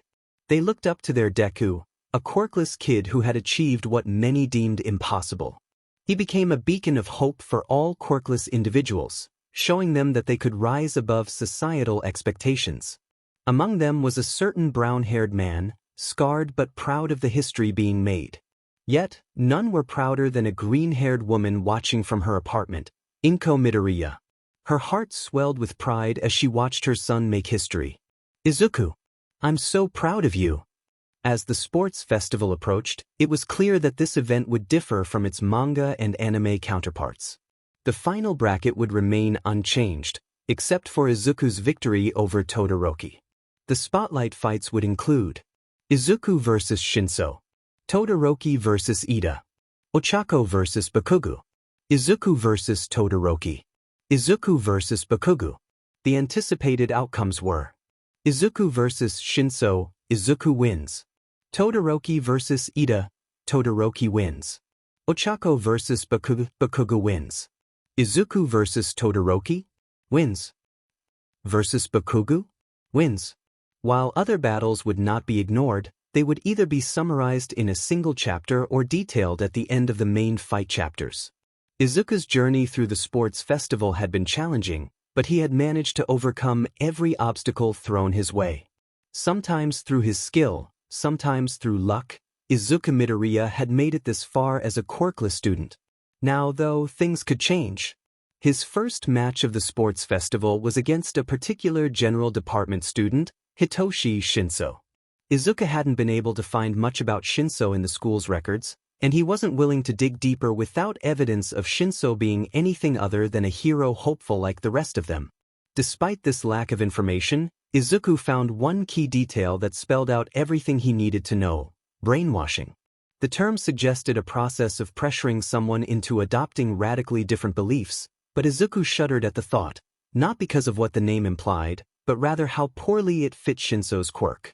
If Hitoshi's quirk was truly brainwashing, he would be able to control anyone simply by speaking a command. However, Shinso's quirk didn't work that way. The target needed to respond to him, and the effects wore off quickly. As far as Izuku knew, Hitoshi's quirk was more about body control than brainwashing. Well, that just goes to show that people really are blind now. As far as I can tell, there's no such thing as a villainous quirk. Izuku didn't have time to dwell on this, though. He had only 5 minutes to plan how to win this fight. He felt that Hitoshi had little real training based on his background and determination to prove he could be a hero with his quirk. It was likely that Hitoshi would be overly reliant on it, and if that was the case, Izuku could use that to his advantage. 5 minutes later, the announcement came: "Will participants Izuku Midoriya and Hitoshi Shinso please enter the designated zone?" It was time for the first of many battles. Izuku knew he needed to win this fight, no matter how difficult it could be. Thankfully, he already had a plan. Hitoshi had a truly incredible quirk, but it had a single easily exploitable weakness: speaking. Izuku just had to avoid responding to anything Shinso said, whether it was about Katsuki, All Might, or his mother. He knew he wouldn't mean any of it, and he just needed to stay quiet too. As Izuku and Shinso walked out into the arena, Present Mike explained the rules. "All right, listeners. Just like last year, victory can be achieved through 3 methods: knockout, ring out, or surrender. Other than that, everything else is fair game. The first match of round 3 begins now." The audience was oddly silent, curious about who would win. Izuku was known to be quirkless but also had many tricks and skills to match even the strongest of his fellow students. Shinso, on the other hand, was a mystery. His skills or quirk had to be impressive to make it this far with seemingly little effort. "So you're my first opponent, huh? They must really think low of us since they put the unknown against the quirkless." Izuku thought to himself, "Makes sense that he'd try to go after me being quirkless first. No matter. Me being quirkless just means I have to try even harder to match everyone else." "You don't seem to be much of a talker, do ya? I wonder if someone more deserving could get you to speak to them? Maybe someone great like All Might or 13. Maybe one of your friends." "Who were they?" "The auburn-haired fool who almost died in the entrance exam? The guy with glasses? The one who tries to put himself in a position of power." Izuku was serious about his plan. He wasn't going to fall for anything Shinso said, knowing he just needed to get a rise out of him. It was unfortunate that Izuku intended to win this fight. He quickly closed the distance between himself and Shinso, throwing the first blow of the short engagement. Shinso was caught off guard and barely blocked the left hook. Izuku didn't let his surprise linger. He went for a kick to Shinso's leg and quickly took advantage of that to put Shinso in a rear arm lock before dropping both of them to the floor. Despite Shinso's best efforts, he couldn't escape Izuku's hold or get him to talk. His plan had unfortunately failed, leaving him with no option other than to surrender. With that short series of events, the first round came to an end. That last match certainly was something. Both participants clearly had a plan they intended to use, but it appears that Hitoshi just wasn't able to get Midoriya to crack.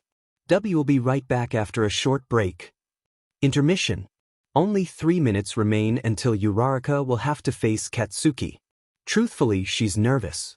She knows that Katsuki can be extreme. She was present for what happened between him and Izuku after all. Regardless of this fact, she had a plan. She didn't know if it would work, but it was worth a shot. Uraraka. Well, at least something good might happen before Uraraka is moved headfirst into a challenging situation. Ida. Uraraka. I saw that you're going against Katsuki next. I felt it would be a good idea to wish you luck before your fight. After all, we know what happened last time Katsuki was involved in a fight with a fellow student. Yeah. While Uraraka and Ida continued their conversation, Izuku was making his way to the waiting area. He was concerned. His body was tense, and he was noticeably sweating. Not good, not good, not good. Uraraka has to fight Katsuki next. This isn't going to go well. He might seriously injure her, or worse. Come on, Izuku, think. You gotta come up with a strategy for her. That's it. I just need to tell Uraraka. Just as Izuku had come up with a plan for Uraraka, he found her and Ida. Uraraka. Deku. I saw you're against Katsuki. I know you might be scared. I know I would be. But I thought I could offer you some advice on how to beat Katsuki. If you want, that is. This was a bit of a new development. Izuku was being a bit warmer than usual right now. His eyes showed that he was scared for Uraraka. He knew firsthand just how tough Katsuki could be. Uraraka, however, had different plans. Thanks for the offer, Deku, but I have my own plan. I'm not sure it will work, but I need to try it. If I'm trying to be a hero, I can't always rely on other people to make the plans for me. Uraraka expected Izuku to be either saddened or a bit annoyed at this, but instead he seemed to soften up. It was rather comforting. To Uraraka, it felt like a weight was being lifted off her shoulders. Maybe things won't be so bad. That's great, Uraraka. It's amazing that you've come up with your own plan. Even if you're not sure of how it'll play out, it's still good that you have the will to go ahead with it, even if it's against the odds. But surely Katsuki wouldn't hold back against a girl, right, Midoriya? He won't. Before Uraraka or Ida could respond, the announcement that her fight against Katsuki was to begin shortly rang out. With her resolve strengthened and her determination burning brightly, she said her goodbyes to her friends and made her way to the arena. She was sure to give Izuku a thumbs up before telling him that she would meet him in the finals. Intermission. Welcome back, ladies and gentlemen, boys and girls. We're in the first match of the final round of this year's sports festival, and it's been a doozy thus far. Our first match being so fast certainly threw a wrench in the works, but it was a perfect example of the ingenuity of Izuku Midoriya and his resolve to win. Our other rounds have been just as exciting. Shoto Todoroki having such a chilling move to finish off Hantashiro was beyond epic. Denki Kaminari being outsmarted by Ibara Shiozaki was plenty exciting.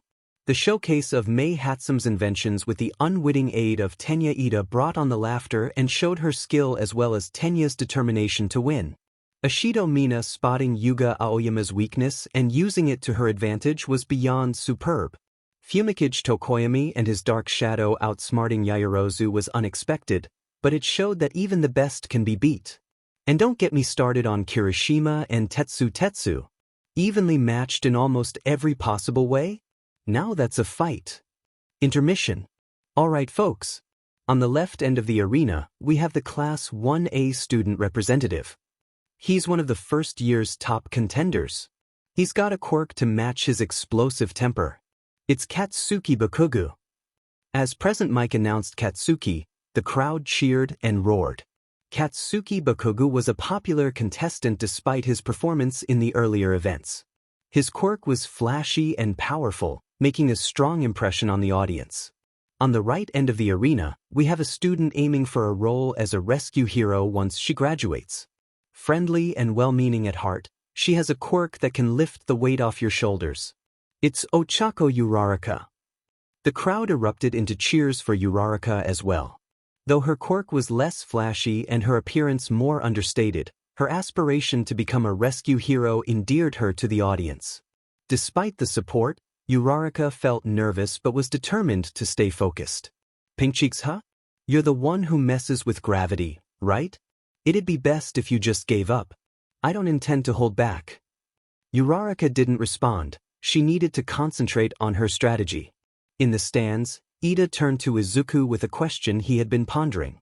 Midoriya, what was the plan you were going to suggest to Uraraka? Oh, I was going to suggest she close the distance quickly to try and touch Katsuki before he could launch any major attacks. If she makes him float with her quirk, she could wring him out. If that didn't work, I would suggest she try to overpower him. She has a lot of strength, and if she could get a good grip on him, he might have to surrender. I must say, Midoriya, that's quite the plan. It's impressive that you can see Uraraka potentially overpowering Katsuki. Before they could continue, Present Mike announced the start of the round. Uraraka quickly made the first move, rushing at Katsuki. He countered with a right hook combined with an explosion from his quirk, knocking her back but leaving her mostly uninjured. You should have just dropped out of this match. You know you have no chance against me. Katsuki shouted. He noticed something coming toward him and blasted at it, only to find it was Uraraka's jacket that she had thrown. Seizing the opportunity, Uraraka sneaked behind Katsuki and rushed at him again, trying to use her quirk. Katsuki reflexively blasted her back once more. Undeterred, Uraraka continued her attempts to get close enough to use her quirk, while Katsuki kept blasting her away. In the stands, the spectators were growing increasingly frustrated. What kind of hero would act like this? It was clear Katsuki could end the match quickly if he wanted, yet he seemed to be toying with Uraraka. The pro heroes watching saw Uraraka's attempts as desperate, and one man in the crowd began to call Katsuki a villain, prompting others to join in. Despite the noise, both Katsuki and Uraraka remained focused on their strategies. The man who started the chant was soon confronted by a certain white and red-haired individual. Hey, are you a hero? If you are, you clearly aren't cut out for the job. You may not see it, but Bakugo is fierce because he acknowledges his opponent's strength.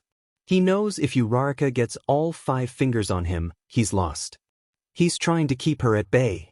Back in the arena, Katsuki remained focused on Uraraka. Come on, Pink Cheeks. You're not out yet. Thanks for keeping your eyes on me this whole time, Katsuki. Just then, Katsuki's attention wavered as he looked up to see dozens of rocks and debris floating above the arena. Present Mike quickly explained to the spectators, now that's a truly innovative move from Uraraka. She stayed close to the ground so Bakugo would destroy the arena, allowing her to use her quirk on the debris instead of him. She had multiple plans going into this. As Katsuki stared at the debris field, Uraraka released it all, causing it to rain down on him. As far as she knew, he wouldn't be able to defend himself from an attack of this magnitude. Even if the debris didn't finish him, she could use it to her advantage to get close enough to use her quirk on Katsuki. The plan was almost perfect. It would have worked against nearly anyone else. Katsuki, however, was different. As the debris began falling and Uraraka made another dash towards him, Katsuki raised his palm to the sky while holding his wrist with his other hand. Several small sparks generated before the intensity grew. Soon, the small explosions seemed to condense into a single point. Before Uraraka could even blink, Katsuki unleashed a massive explosion, roughly equal to the one he had used against Izuku during the training exercise. In one attack, he knocked Uraraka back to the edge of the arena while obliterating all the debris. The audience was left in shock. They knew Katsuki was strong and had a powerful quirk, but they didn't expect him to execute such a feat with so little practice. Katsuki, though, was a little worse for wear. His arm felt as though it was on fire, and he assumed his wrist was at least injured. He may be capable of creating explosions that big, but he usually avoided doing so because of the toll it took on his body. Regardless of the pain, Katsuki managed to stay standing. You know, I figured you had some sort of plan to win. Being friends with Izuku tends to make one plan a lot. Uraraka was shocked. Using her quirk on that many objects had taken its toll on her. She felt exhausted and knew she was heavily injured. More than that, She was astonished that Katsuki had managed to foil her plan with a single explosion. Despite her shock and pain, Uraraka forced herself to stand and met Katsuki's glare with one of her own. Still got some fight in ya, huh? Then I guess it's time for us to get serious, Ochako. Ochako? For the first time, Katsuki had used her name instead of one of his usual nicknames. Did this mean he respected her? Was he just taunting her? Uraraka didn't know, and she honestly didn't want to think about that right now. She knew she was at her limit and probably wouldn't last much longer, but she might not have another opportunity to speak her mind to Katsuki again. It was now or never.